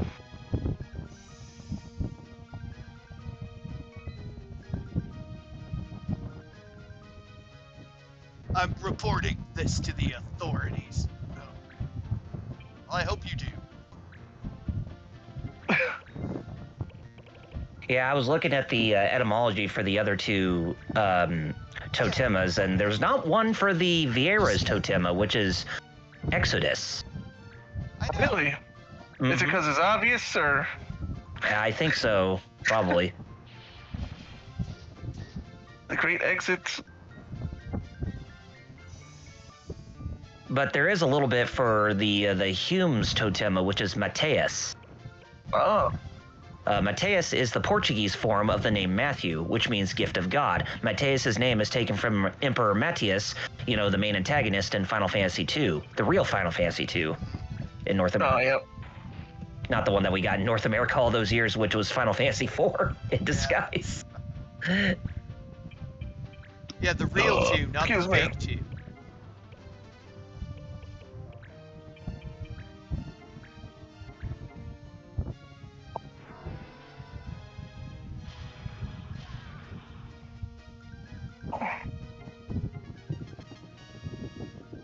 I guess I could read up on the etymology of the other of the totemas. Oh. Ooh. Well, all that. Now you gotta bail him out. Yeah, we just gotta bail him out. Oh boy. Oh well. he kept doing copycat? Yeah, but you know what? We'll just bail him out of jail. It doesn't matter, really. I guess I could do the etymology for the other espers that are part of Ivalice that are not in this game, but also were shown in Final Fantasy Tactics, the original, and in Final Fantasy 12. Oh, yeah? Yeah. So, let's go ahead and let's take a look at Belius. Or Belias. How's it spelled? B-E-L-I-A-S? Yes. Go ahead, because I haven't heard that one. Yeah, okay. Oh, wait, okay, never mind. It might be related to something I have heard of, but go ahead. Okay. So in Christianity, Belias or Belias means father of lies. Belial, also Belias from Hebrew, also named Matanbucus, and Mekimbucus or Meterbucus in older scripts is a demon in the Bible. Christian Apocrypha and Jewish Apocrypha, and also a term used to characterize the wicked or worthless. Some scholars translate it from Hebrew as quote-unquote worthless, while others translate it as quote-unquote yokeless, quote-unquote may have no rising, or quote-unquote never to rise. Belias is linked to Aries, and the ram may be based on Belias or Belius being similar to the French word for Aries, Bélier. Belias's title in Japanese is Majin, while Majin, which derives from the witch demon in person, kanjis. While Majin or Majin has no direct single word English translation, the most common interpretations are that of a magician, sorcerer, or conjurer. While spelled the same in hiragana, his title's Japanese name is not the same word of Majin or Majin, commonly used for demon gods, which derives from the witch demon and god kanjis. And that's it. Majingo Z. That's why it's called that. Oh, okay. And also Majin Buu. So, yeah, and the Belial stuff. There's actually texts from the Dead Seas caves that have a thing where they talk about a fight between the Sons of Light and the Sons of Belial. Ooh. The War Scroll is called. I never knew that. And Muteki asked about Barbatos. Well, that's easy. That's just from the Ars Goetia weird mystical occult stuff. That's attributed to Solomon for some reason. About rings he had and that's definitely just lore they added. Barbados was an enemy from Final Fantasy 12 and Final Fantasy 14, but it was mostly one of the Sin Spawn enemies. So it didn't really have that big of importance to a Final Fantasy game per se. But but just for right now, we're just talking about the ones that reside in Ivalice. Let's talk about one that Jerry knows pretty well, Cuchulainn. Yep. Cuchulainn? Yeah, Cuchulainn. Yeah, he's a boy of Ulster. Ulster County, Red Hand. What's up? Cuchulainn is an Irish mythological hero who appears in the stories of the Ulster cycle, as well as in Scottish and Manx folklore. Is that how you spell? Oh, Manx folklore. Okay. Yep. Isle of Man. Okay. Cu is the Irish word for hound. Yep. Cuchulainn is literally quote unquote Hound of Cullen. Cuchulainn is technically mispronounced in the series, being closer to Cuchulainn, as audible in the following reading from Irish Myths by Ronnie Drew via YouTube. The son of the god Lugh, L-U-G-H? Yeah, L-U-G-H, yeah. And Deichtine, D-E-I-C-H-T-I-N-E. Is that how you pronounce the name? Deichtine? Irish names are wild. There's some I know how to pronounce, like Cuchulainn and Finn McCool and all that, but Diarmo, Dubney, but some of them just swing it. I guess somebody will correct us. All right. Hey, if any of you know any Irish, you're allowed to correct us. So feel free to show us how it's pronounced, like in the comments or something. Anyway, Luf and Dectine, sisters of the King of Ulster. He was originally named Setanta, but gained his better-known name as a child after he killed Cullen's fierce guard dog in self-defense and offered to take its place until a replacement could be reared. At the age of 17, he defended Ulster single-handedly against the armies of Queen Medb. M-E-D-B? Queen Mabe? Oh, Queen Mabe. Okay. Queen Mabe of Connacht. C-O-N-N-A-C-H-T. Connacht, I not sure. Okay. We'll just say Mabe of Connacht in the epic. Or just Queen Mabe. Or yeah, Queen Mabe. In the epic, Tyne Bo Cuelin, or God, I can't even pronounce that. I'd have to post it here. I'll post it in the TGF chat. Yeah, because Irish names, it's like French, where like. Yeah, it's right there. Yeah. Let me. All right. There's a guy I actually follow who actually knows how to pronounce it. Anyways, to continue, it was prophesied that his great deeds, Cuchulain's great deeds, would give him everlasting fame, but that his life would be short. One reason he is compared to the Greek hero Achilles. He is known for his terrifying battle frenzy, or quote-unquote warp spasm, in which he becomes an unrecognizable monster who knows neither friend nor foe. He fights from his chariot, driven by his loyal charioteer, Laeg. Here, I got another name. Maybe you know how it's pronounced, and I'll post it in the TGF chat. The first one he put was Lay, I believe. Yeah. And the first one was Tainbo Kuelnya. Oh, okay. Tainbo Kuelnya. And anyway, his loyal charioteer, Laeg, is drawn by his horses, Lyath Maka and Dub Sainglind. Or Sainglind, Sainglend. Yeah, just keep going. Okay. Just make sure that, you know, if anything, just say, I don't know how to pronounce it. This is my... Yeah. Anyways, also, lastly, it is also Cuchulainn is also referred to as Vrishchika as the Vrishchika Ascendant, which is the Sanskrit name of his zodiac sign as used in Jyotish Hindu astrology. And that's it on that for Cuchulainn. Cool dude. He's all up in fate, by the way. Yeah, I remember when you showed us who Cuchulainn looked like, and yeah, not who I'd imagine for what his character is derived as. There's one thing I never seen him do in Fate. TGF, that's the Fate version. I have never seen him do the cool thing in Fate. Cuchulainn has a cool thing he does. It's called... It's got a weird name. It's called the Warp Spasm. Oh, yeah. And what it is he turns into Super Saiyan Hulk. Oh wow. And this is literally how they describe it. His muscles grow like the Hulk, and his hair spikes up like a Super Saiyan. Dang.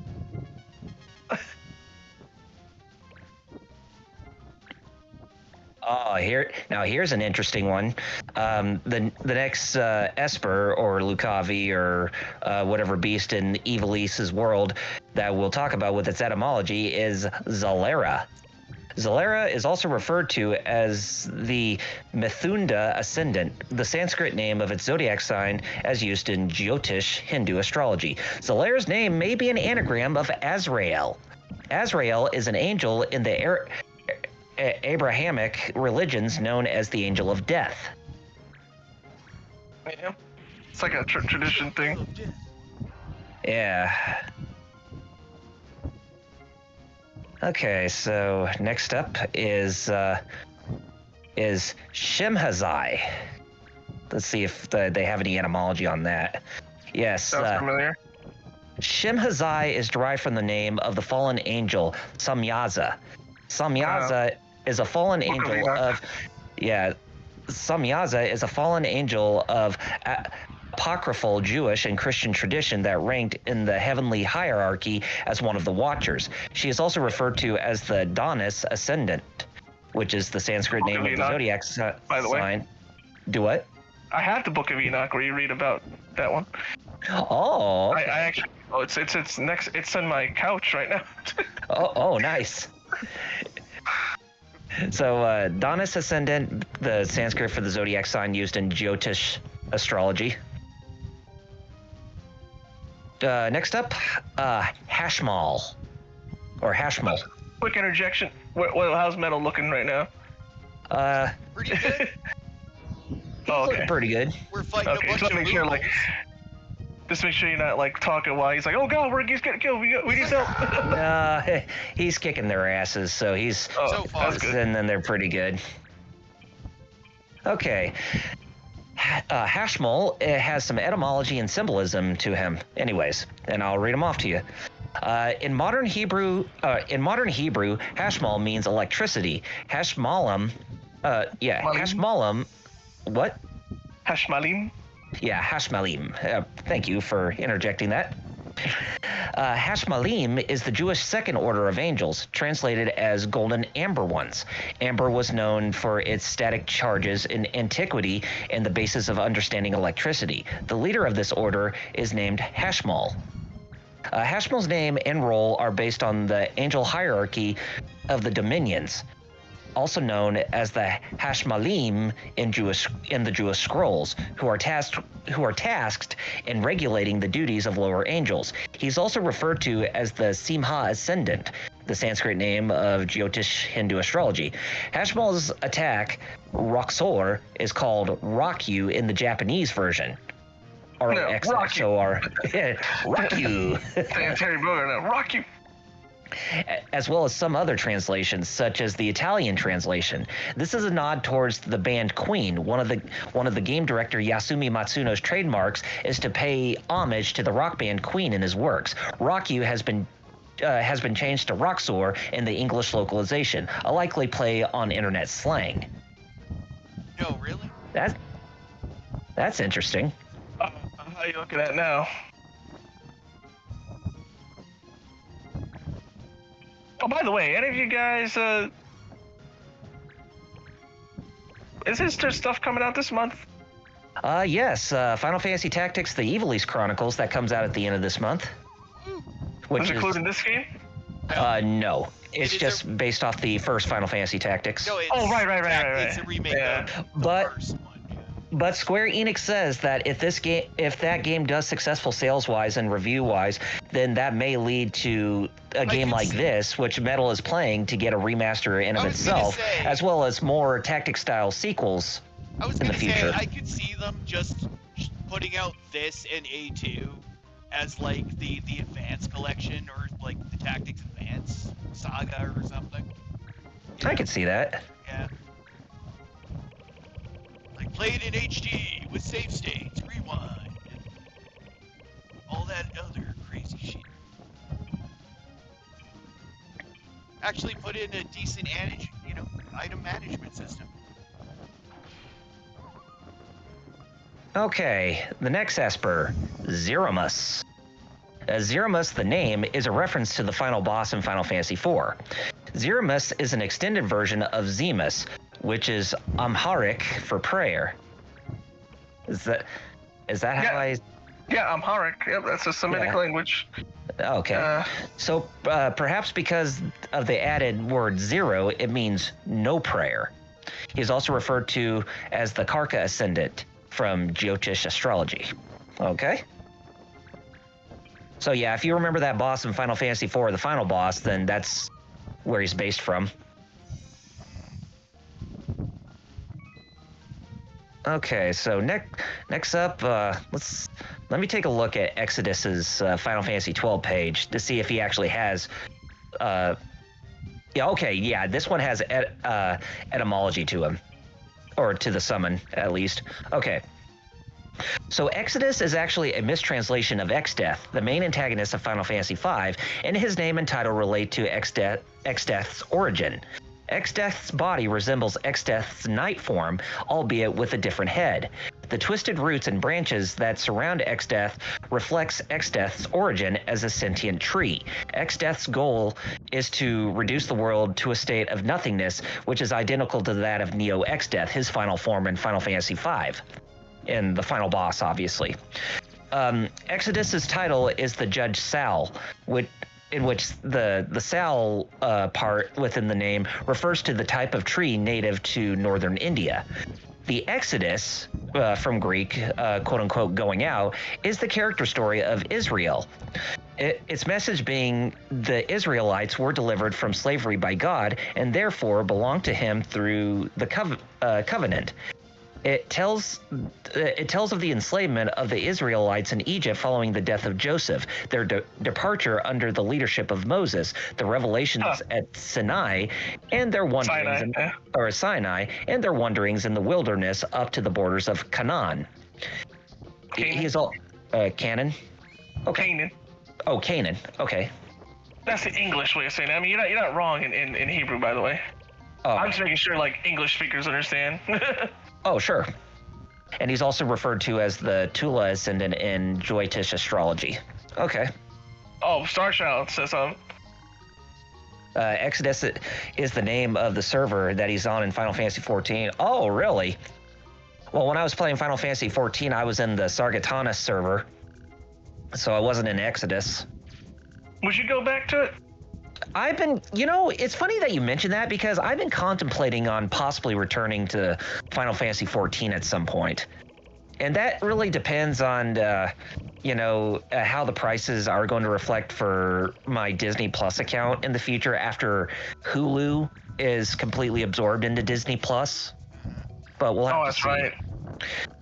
How about you, Metal? Go ahead. Because if it is, then yeah, I'm pretty sure that I'm going to have to give up on Disney Plus for the time being, which I don't really want to since I've been on a huge binge with The Simpsons in these recent times. But yeah, I've been heavily contemplating on possibly returning to Final Fantasy XIV Online at some point. I have a question for Metal, which is, would you ever play 14? I'm not an MMO guy, really. That's fair enough. I don't know if I am. My thing. I didn't play 11. I remember when that came out too. Oh, I mean, if you can stomach EverQuest, then you'll easily stomach Final Fantasy 11.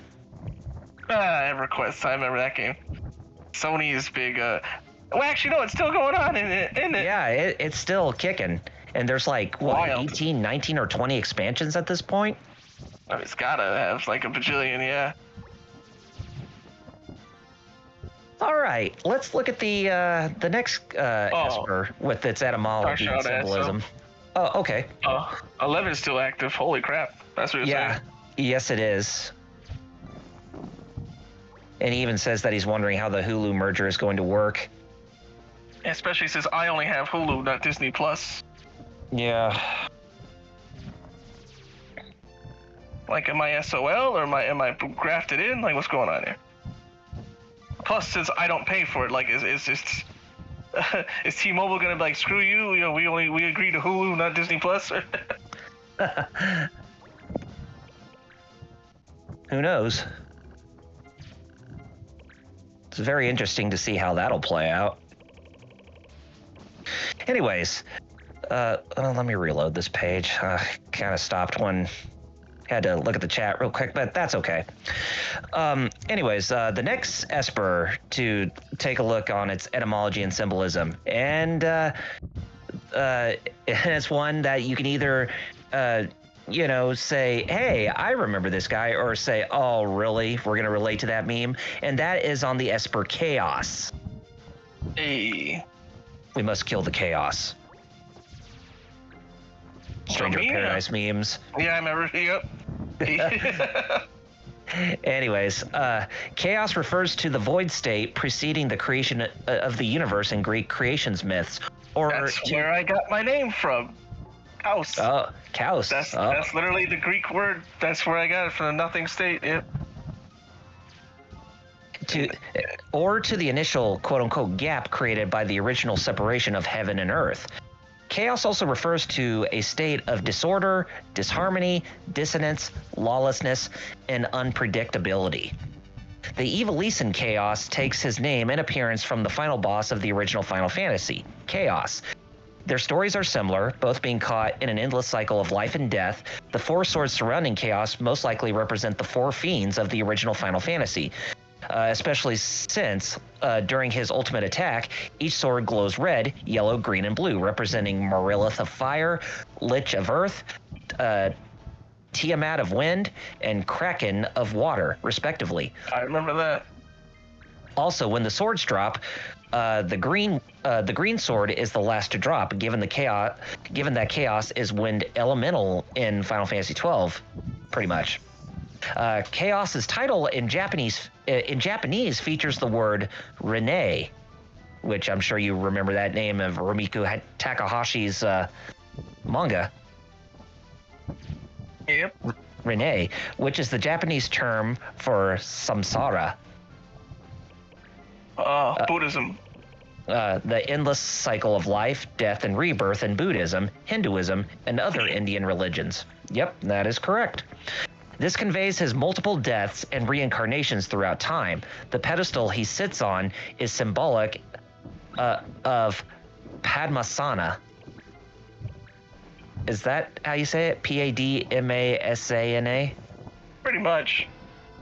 Padmasana, a symbolic adorned base used to represent those who have attained enlightenment, but comes with an inverse meaning of a false enlightenment, enveloped in hatred and a perverse want to destroy all until nothing remains. This correlates with the concept of shunyata, one goal of Buddhism entailing the need for all of the world to return to nothingness. His nature may also reference the destructive and malignant use of the void found throughout the Final Fantasy series, and he's also referred to as the Vrishaba Ascendant that was used in Jyotish astrology. So yeah, that's Chaos right there. Interesting. Oh, what's going on now in the game? Well, we're fighting some bugs. Yeah, he's doing another random battle with monsters. Yeah, before we journey into the lawless zone. On Star Shadow system. He says he only has Hulu too, like you do, Jerry, and he believes it just merges into the Disney type account through the Hulu website. I hope, because like I said, I don't pay for it. It's through my cell phone, so I don't know if T-Mobile's gonna be like, oh, we decided to take it away. I don't know. Because I know when Netflix, T-Mobile decided to, when they did their price hike, T-Mobile just said, you can either pay more on your bill or just take the Netflix ad version. I'm like, fine. That's why I have ads now. Oh. On Netflix. Yeah, like I said, I'm just wondering what the price is going to be after the full merger. Yeah. Because I really hope it doesn't go up, because if it does, then oof. Because the reason why I got Disney Plus Hulu was to alleviate my sister from having to pay for Hulu, because she originally had a Hulu account. So that's why I got that in Disney Plus, so she wouldn't have to pay for Hulu. But she still is the one that pays for HBO Max. Anyways, the last Esper to talk about that's in the world of Evilise with its etymology and symbolism is Zodiark. Zodiark could be an amalgam of the words zodiac and arc. In both astrology and historical astronomy, the zodiac is a circle of 12 30-degree divisions of celestial longitude that are centered upon the ecliptic, the apparent path of the sun across the celestial sphere over the course of the year. The term zodiac derives from Latin zodiacus, which comes from the Greek meaning circle of animals, as half of the signs of the classical Greek zodiac are represented as animals. In the Bible, Noah carried 7 pairs of each clean animal species and 1 pair of each unclean animal species, each pair of male and female, into a giant ship called the Ark, obviously. And the Ark was built by God's command to survive the deluge He sent to purge the world from the sins committed by mankind. Zodiac is... things. Yeah, exactly. But Anyway, Zodiac is also referred to as the Ashleisha ascendant, which is used in Jyotish astrology. Zodiac was formerly known as Serpentarius, the rare gem, which can... From Power Rangers? Wouldn't be surprised. The rare gem, which can be stolen from Zodiac, refers to this. Zodiac's second form, that of a snake with feathered wings, may be loosely based on the Aztec god Quetzalcoatl, Quetzalcoatl, who is represent. Yeah, I can never know how to say that name. Those Aztec names are wild. Like, because I'm doing in Fate right now, Kyle. It's all about the Aztec gods, and they all have all these names I don't even try to pronounce. Man. Yeah. Something tells me I probably shouldn't even attempt to do that too, if there are any that pop up in any of the etymologies that I look up on some of these things. Something else. Anyways, Quetzalcoatl is represented as a feathered snake, which is also the summon in Final Fantasy VIII for the Guardian Force. I remember that. Yeah, and it kind of looked like a feather snake too, in that regard. Also, in some legends, time I've seen it. Yeah, I think that was my first time too experiencing Quetzalcoatl was Final Fantasy VIII. I'm not gonna lie. Anyways, also in some legends, Quetzalcoatl is related to the sun and is tasked with the creation of mankind. This seems to oppose Zodiac, who is adept at destruction. Zodiac also resembles archaic depictions of seraphim in that it is a serpent with many wings, although seraphim conventionally only have 6. 6-winged beings are prevalent through the series, including Kefka, Palazzo's final form in Final Fantasy VI, and Garuda, the siren from Final Fantasy XIV, as well as the siren, the summoned siren throughout the rest of the series. So yeah, that's Zodiac. Star Child says I didn't know. Zodiac plays a big part in Final Fantasy XIV with Hydaelyn. Yeah, that Zodiac is a massive focus within the first 5 expansions, or the first 4 expansions since A Realm Reborn, as well as the original, because that's the Zodiac is the name of the final antagonist in that overarching storyline. Since Metal is the one playing, I just want to ask Metal. And then I space out. Isn't that great? You didn't play. What Final Fantasies you actually played all the way through Metal? Because this one obviously. 1, 2, 4, 7, 7, 8, 13, 13, 2. Not Lightning Returns, weirdly. I haven't played 10-2 either. That's about it for now. Going through 2, I gotta give you applause for that one. I rage quit that game, bro. Well, the original 2. It's so different. So, yeah. I rage quit. I literally, I was like, I ain't fitting, and then I just. Yeah, I mean, that was the first time I played it was through Final Fantasy Origins on PlayStation 1. But yeah,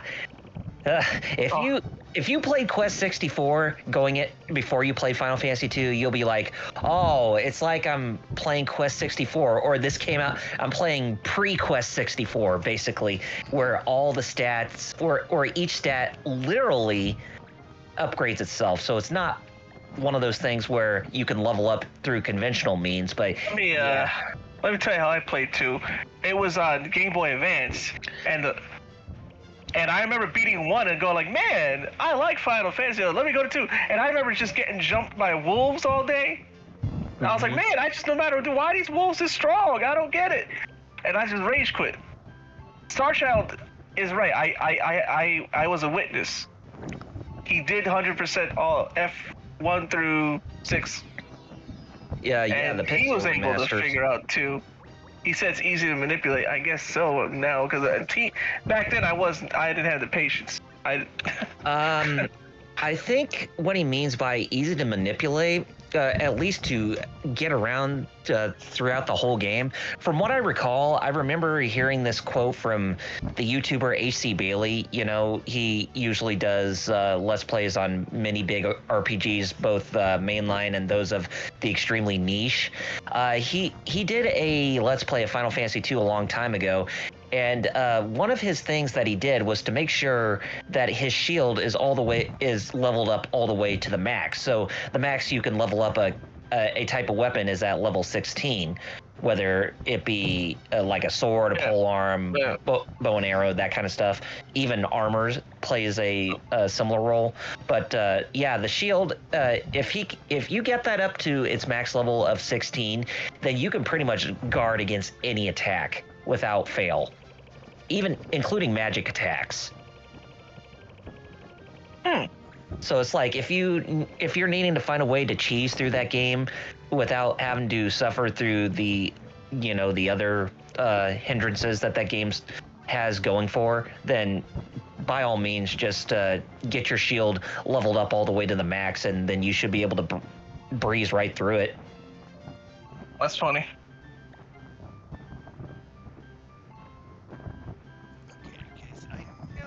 So but yeah, everything else is like, in order to get them to increase in strength or level up, it's like if you want to increase your HP, you got to take damage, or if you want to increase your strength, you got to keep using physical attacks, or if you want to or if you want to grow your magic points, well, MP, you got to use magic spells, and if you want to increase the strength of your magic, you got to keep using magic spells no matter what. So it's like a risk versus reward type of growth system, in a sense.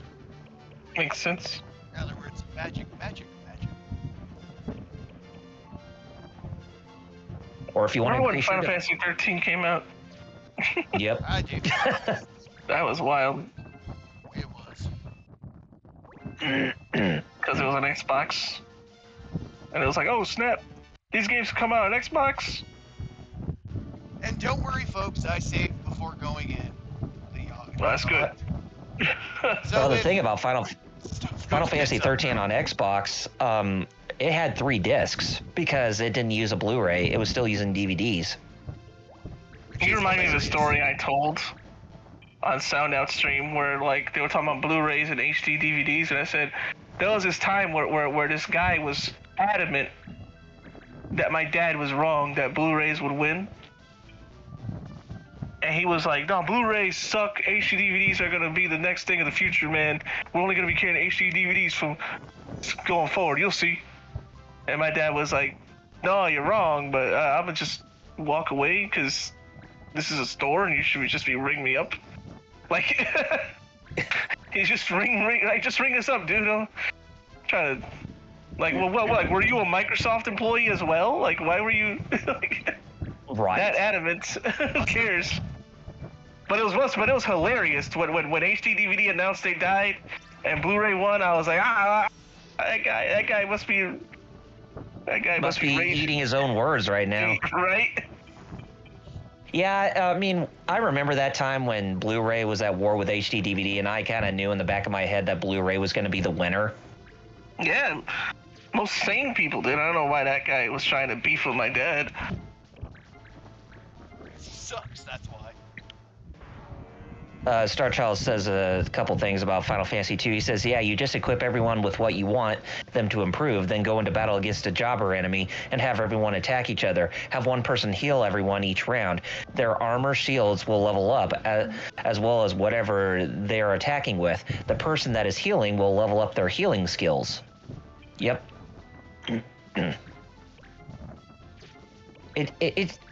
But it's so tedious without how everything had to be individualized.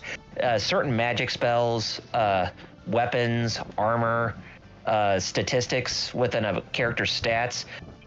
It's like That's why I didn't have the patience for it, so I just. Right. Yeah, I mean, I could definitely see it being appealing to like Western gamers because of them if some of them actually do like that intricate type of or steep type of learning curve to the experience. But at the same time, when you're looking at casuals, that it's going to be a rude awakening for them, without a doubt. And it makes me wonder why I was so addicted to Quest 64 back in the day.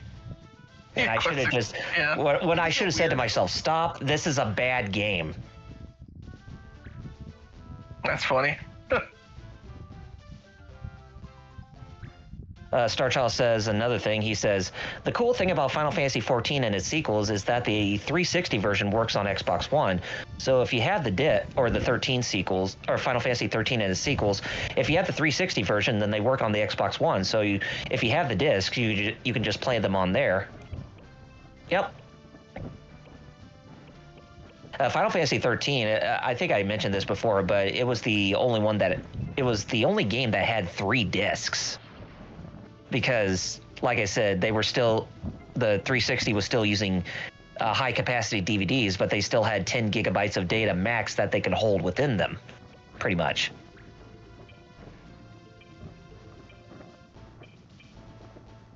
And they also had to lower down the resolution to 720p, whereas with the PS3, it's been bumped up to 1080p.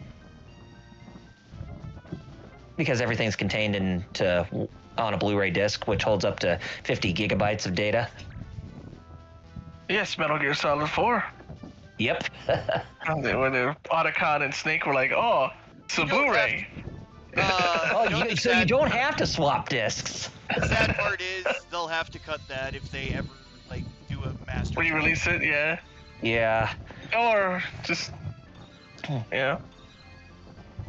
Well, this is what I wonder if they would do a direct port of that from the PS3 to modern systems, or if they can't do that, I wonder if they would have to remake the entire game from scratch in order to where it can be adaptable to other platforms. That's a good question. Because I know that Square Enix had to do that for the first Kingdom Hearts when it came to HD 1.5 Remix. They had to remake the entirety of Kingdom Hearts Final Mix on the PS2 to the PS3, so that way it can be easily ported to so many different platforms.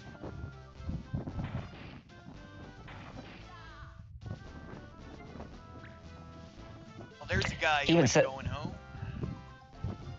He says that at the Game Exchange near him, there are a lot of copies of Final Fantasy 13. Yeah, I mean, it doesn't really have that... it really doesn't have a lot of value, so it goes for a very cheap price. That and its sequels. Lightning, save everyone's souls. Okay. I don't know. That's what I heard. That is Lightning Returns in a nutshell. Yeah. Because literally she's playing a Norse Valkyrie.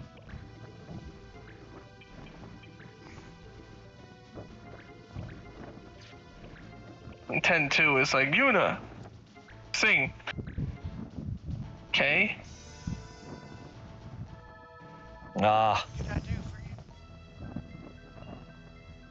If I recall correctly, the dress sphere that Yuna has, where she can be a dancer or a singer, it holds the memories of one of the prominent characters in the game's story, which you don't know that until much later, obviously.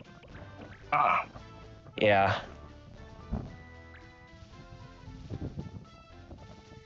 But Final Fantasy X-2 story was weaker than 10's.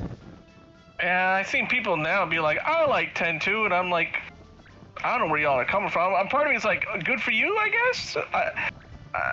Do you. Just don't be surprised that I don't care for it. Right.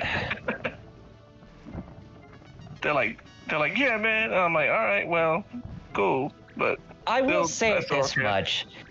Its gameplay is fantastic, but although I do feel that the dress spheres as well as the garment grids, basically the dress spheres are the reinterpretation of the job class system from the prior Final Fantasy games, and the sphere grid, and the garment grid is what you can use to change in between dress spheres, because there are so many garment grids that you can have, and if you use up all the dress spheres in a garment grid, then they will allow you to transform your characters into like this ultimate mega form to do massive damage onto enemies and such. So basically, it's kind of like their equivalent of a limit break system. Yeah. But here's the problem. It wasn't really used in a compelling nature like the other Final Fantasy games. Because in other Final Fantasy games, there were certain points in those games where using a certain job was actually a necessity in certain boss fights.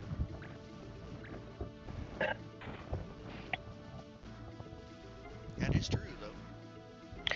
And not to mention, with Final Fantasy X-2, it actually felt like it was paying more of an homage to modern Japanese society instead of the historical type that we come to be more fond of, like the Civil War period or the Sengoku period, that kind of stuff. Yeah. Yeah. Instead, the modern approach that they take, or the approach of modern Japanese society, that approach that they take in Final Fantasy X-2, it's like, okay, a lot of people are trying to be pop idols and all that, J-pop idols.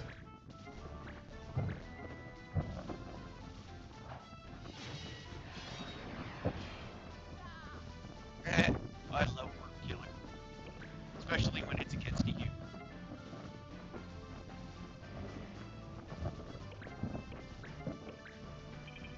Especially when it's against you.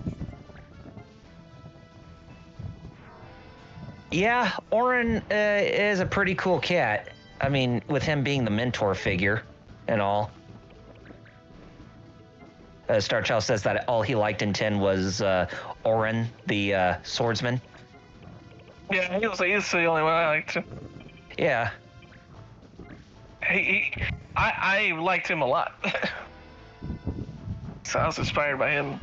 Yeah, he definitely seemed like he was the one who was the most human out of all the characters in the group. It's not to say the others weren't human, but it's just he had a lot of knowledge with his past and the world of Spira, and he knew what the proper course of action should be for the group, pretty much. Let's try to finish some of these guys off. Assassin dead. But Jerry, I was gonna joke around and say, I thought your favorite character was Waka. I mean, don't you know that he hates the Albed with a passion? Yeah, hey, brother.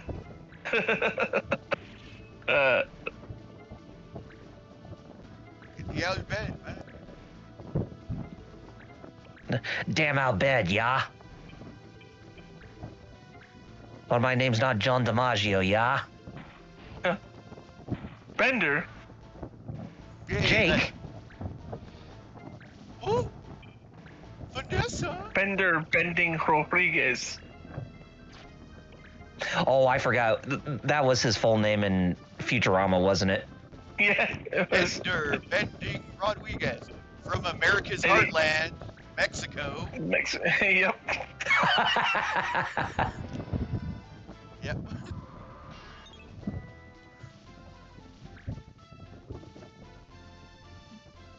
That damn freaking rock fighter just hanging around back there is pissing me out, man.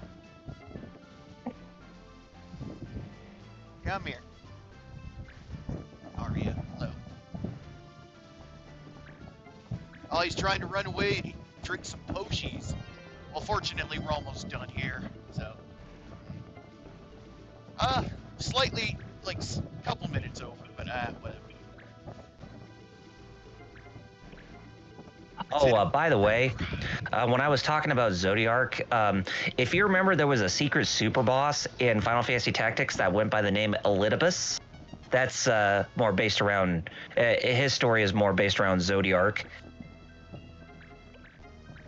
Being aligned with the dark element and being that of a snake. pretty much.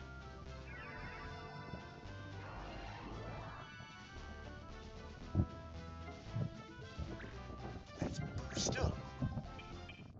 Which Elidibus is also one of the is the name of one of the major antagonists in the first arc of Final Fantasy X story, From a Realm Reborn to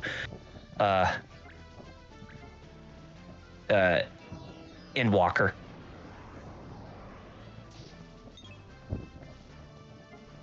Yeah, whereas Dawn Trail, it's pretty much the beginning of a new story. Well, no, that's not true. Basically, the first patch after the end of the main story for Endwalker is the start of a new story, which continues in Dawn Trail.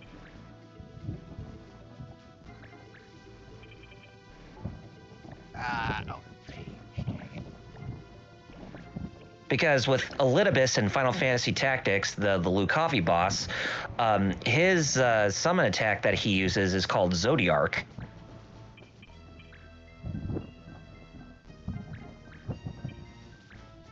Jeez.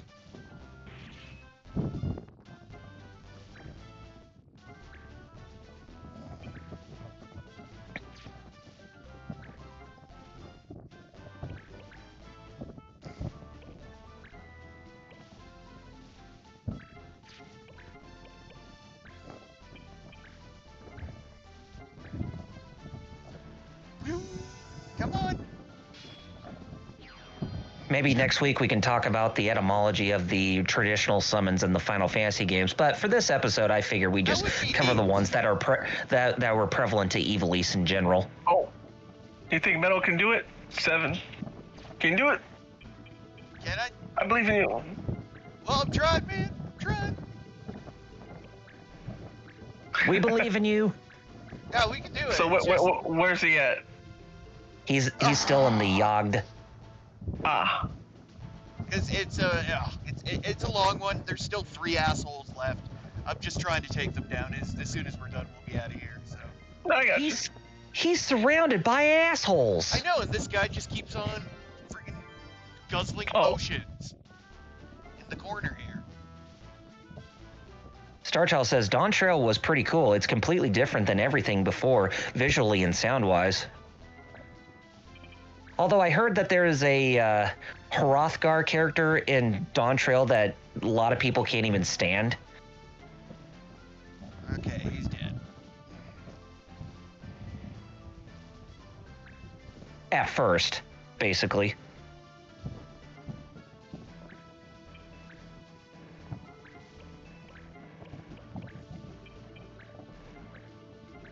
And not to worry, his characters are all still alive. Jerry. Good. That was my main. Yeah, so if they end up getting knocked down in battle, they're not immediately out of the completely out for good. That is, if you just go through the entire fight, and if you didn't revive them, then that's when they're completely out of the game for throughout the rest of the game. Fortunately, though, we Yeah, are so- in a pretty good. We're doing pretty dang good, actually. Like, we're all alive, So it's and not- they're all dead. So That's good. It's still not technically verbatim with how Fire Emblem does permadeath, or I the way mean, how it does it. yeah, because here it only happens in these yogs.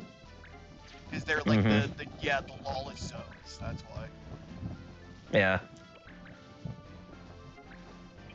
they didn't want to be massive assholes. Oh, you do know the character I'm talking about, Starchild. Okay. So you didn't have that much of a problem with him? And then he says that he doesn't get why some people were set on hating that one character.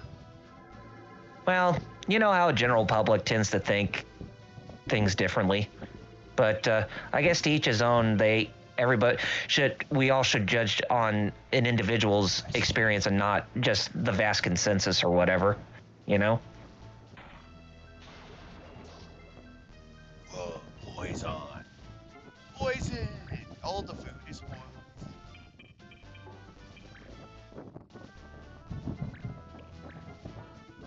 Damn it, Mont Blanc, you burned through your damn MP. Now we gotta wait for it to regenerate.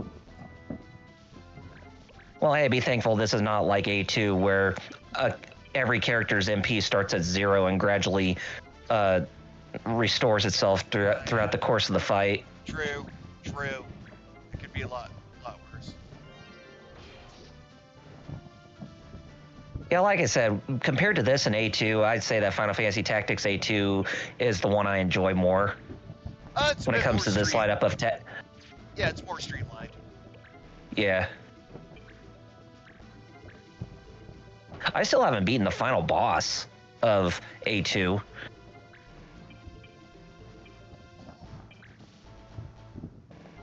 Alright. You're not a worm, are you? Of course not. Still bang a cry, you know, for a little bit of damage. Better not be Parthenax for all we know. Not Mario. Don't worry, my first time through, I killed him.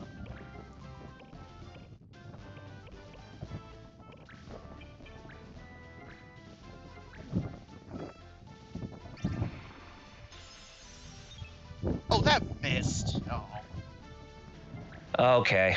Starchild says, I think they couldn't adjust to the drastically different setting of the expansion, so they directed their issues onto that character because their opinions of the expansion weren't based on anything except quote-unquote, I don't like it. Yeah, I remember right. that the new location in Dawn Trail is more based on along like the islands in the Gulf of Mexico or stuff like that. You know, those types of islands.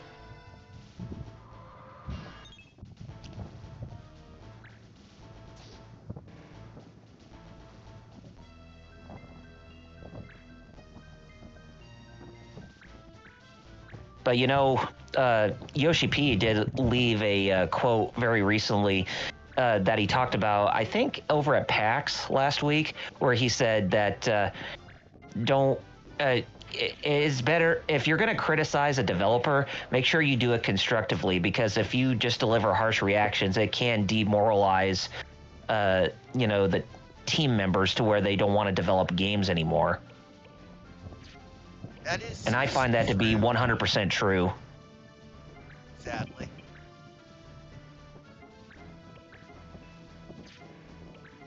I mean, sure, people can hate on a game all they want, but it's better to just give, proper feedback instead of saying, oh, your game sucks and you all should stop making video games. It's like, no, don't harass them like that. Yeah, Starshot's right. Like I was saying, right? Like just saying, I don't like. Well, why, right? Exactly. That's just.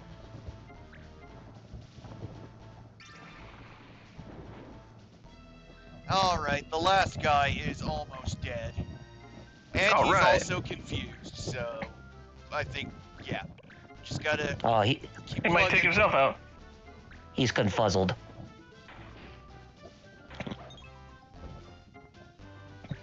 Well, like I said, shouldn't be long now. Starchild says the character has a different type of voice/accent, but it's not any different than some of the other characters' accents, etc. Yeah, I mean, that's the thing about Ivalice is that, or not Ivalice, but that's the thing about the world of Heidelin in Final Fantasy XIV is that each region you go to, they have different dialects and all that, so it's kind of a reflection with how Dragon Quest does their games, especially when it comes to like the different regions and locations that you visit, because they may have different dialects to their characters. And Jerry, you can even attest to that too, since you played a little bit of Dragon Quest XI. Yep. Still in the middle of it somewhere. Yay, I don't we're remember done. now. I'll still. Oh, we do did it. that. If you Oh, all right. If you are ever in the mood to play that game through some more, just let me know so I can try my best to help you out the best I can. Yep. So what's going on now, Metal? We're just. Mel's just got this one bashing- enemy to defeat, and then that should be the done. end of the stream. No, we are Oh, done. he We're got done. it. Yeah. Yeah, so everybody within the in his party survived this Yogd. Nice. Yeah. Well, I guess it's time to save and Yeah, just. Time to get out of here. Okay, but yeah, we'll save right now. Oh, you got the And pedal chaser katana. We did, yeah. So Nice. Sure, that's going to be useful for the It will. ninja you have on you. Or the assassin that we hopefully train up. But anyways, folks, that's about it, I guess, for today. And I hope you had a great one. And yeah, I guess we'll start the plugging. And I think it was Double R last time, so it's me turn. Yeah. Me turn. Anyways, me is Kaiju Adam on X, and otherwise follow Hero Club for Life across social media, including the website hero-club.com. And of course, we stream Wednesdays and Fridays, 9 p.m. Eastern on Twitch. Stay tuned to our socials to see that. But to you, Double R. All right. You guys can find me on YouTube and Twitch at Double RPG Reviews. YouTube's my bread and butter when it comes to content, whereas Twitch is secondary. And if you need to stay up to date with me for all your social media feeds, then you can find me on both Facebook and Twitter on my fan page, Double RPG Reviews. And that's it. Nice. And of course, last but not least, Fighter Cows. Yeah, so you can follow me on Twitch everywhere. Twitch.tv, Facebook, Instagram, TikTok, Blue Sky, Twitter, anywhere else. At Fighter Chaos, spelled FIGHTERXAOS. At Fighter, everywhere. And on Twitch, I stream Tuesdays and Fridays at 4 p.m. Eastern. And I'll leave a link to my Ko-fi in case you, because I'm just hurting that bad. If you want a commission, that's where you can ask for one. You can also, that's not the only place to ask. It's just that's an easy place to ask. You can also just DM me something and just ask what you want. Oh, yeah. And that's it for me. All right. Well, I guess that's about it, except for a certain someone's immortal closing words. And what are they, Cows? Nimu, kanyo. Thanks for tuning in. We'll see you next time, and let's get it on. Don't get eliminated. Or that way, whatever. See ya.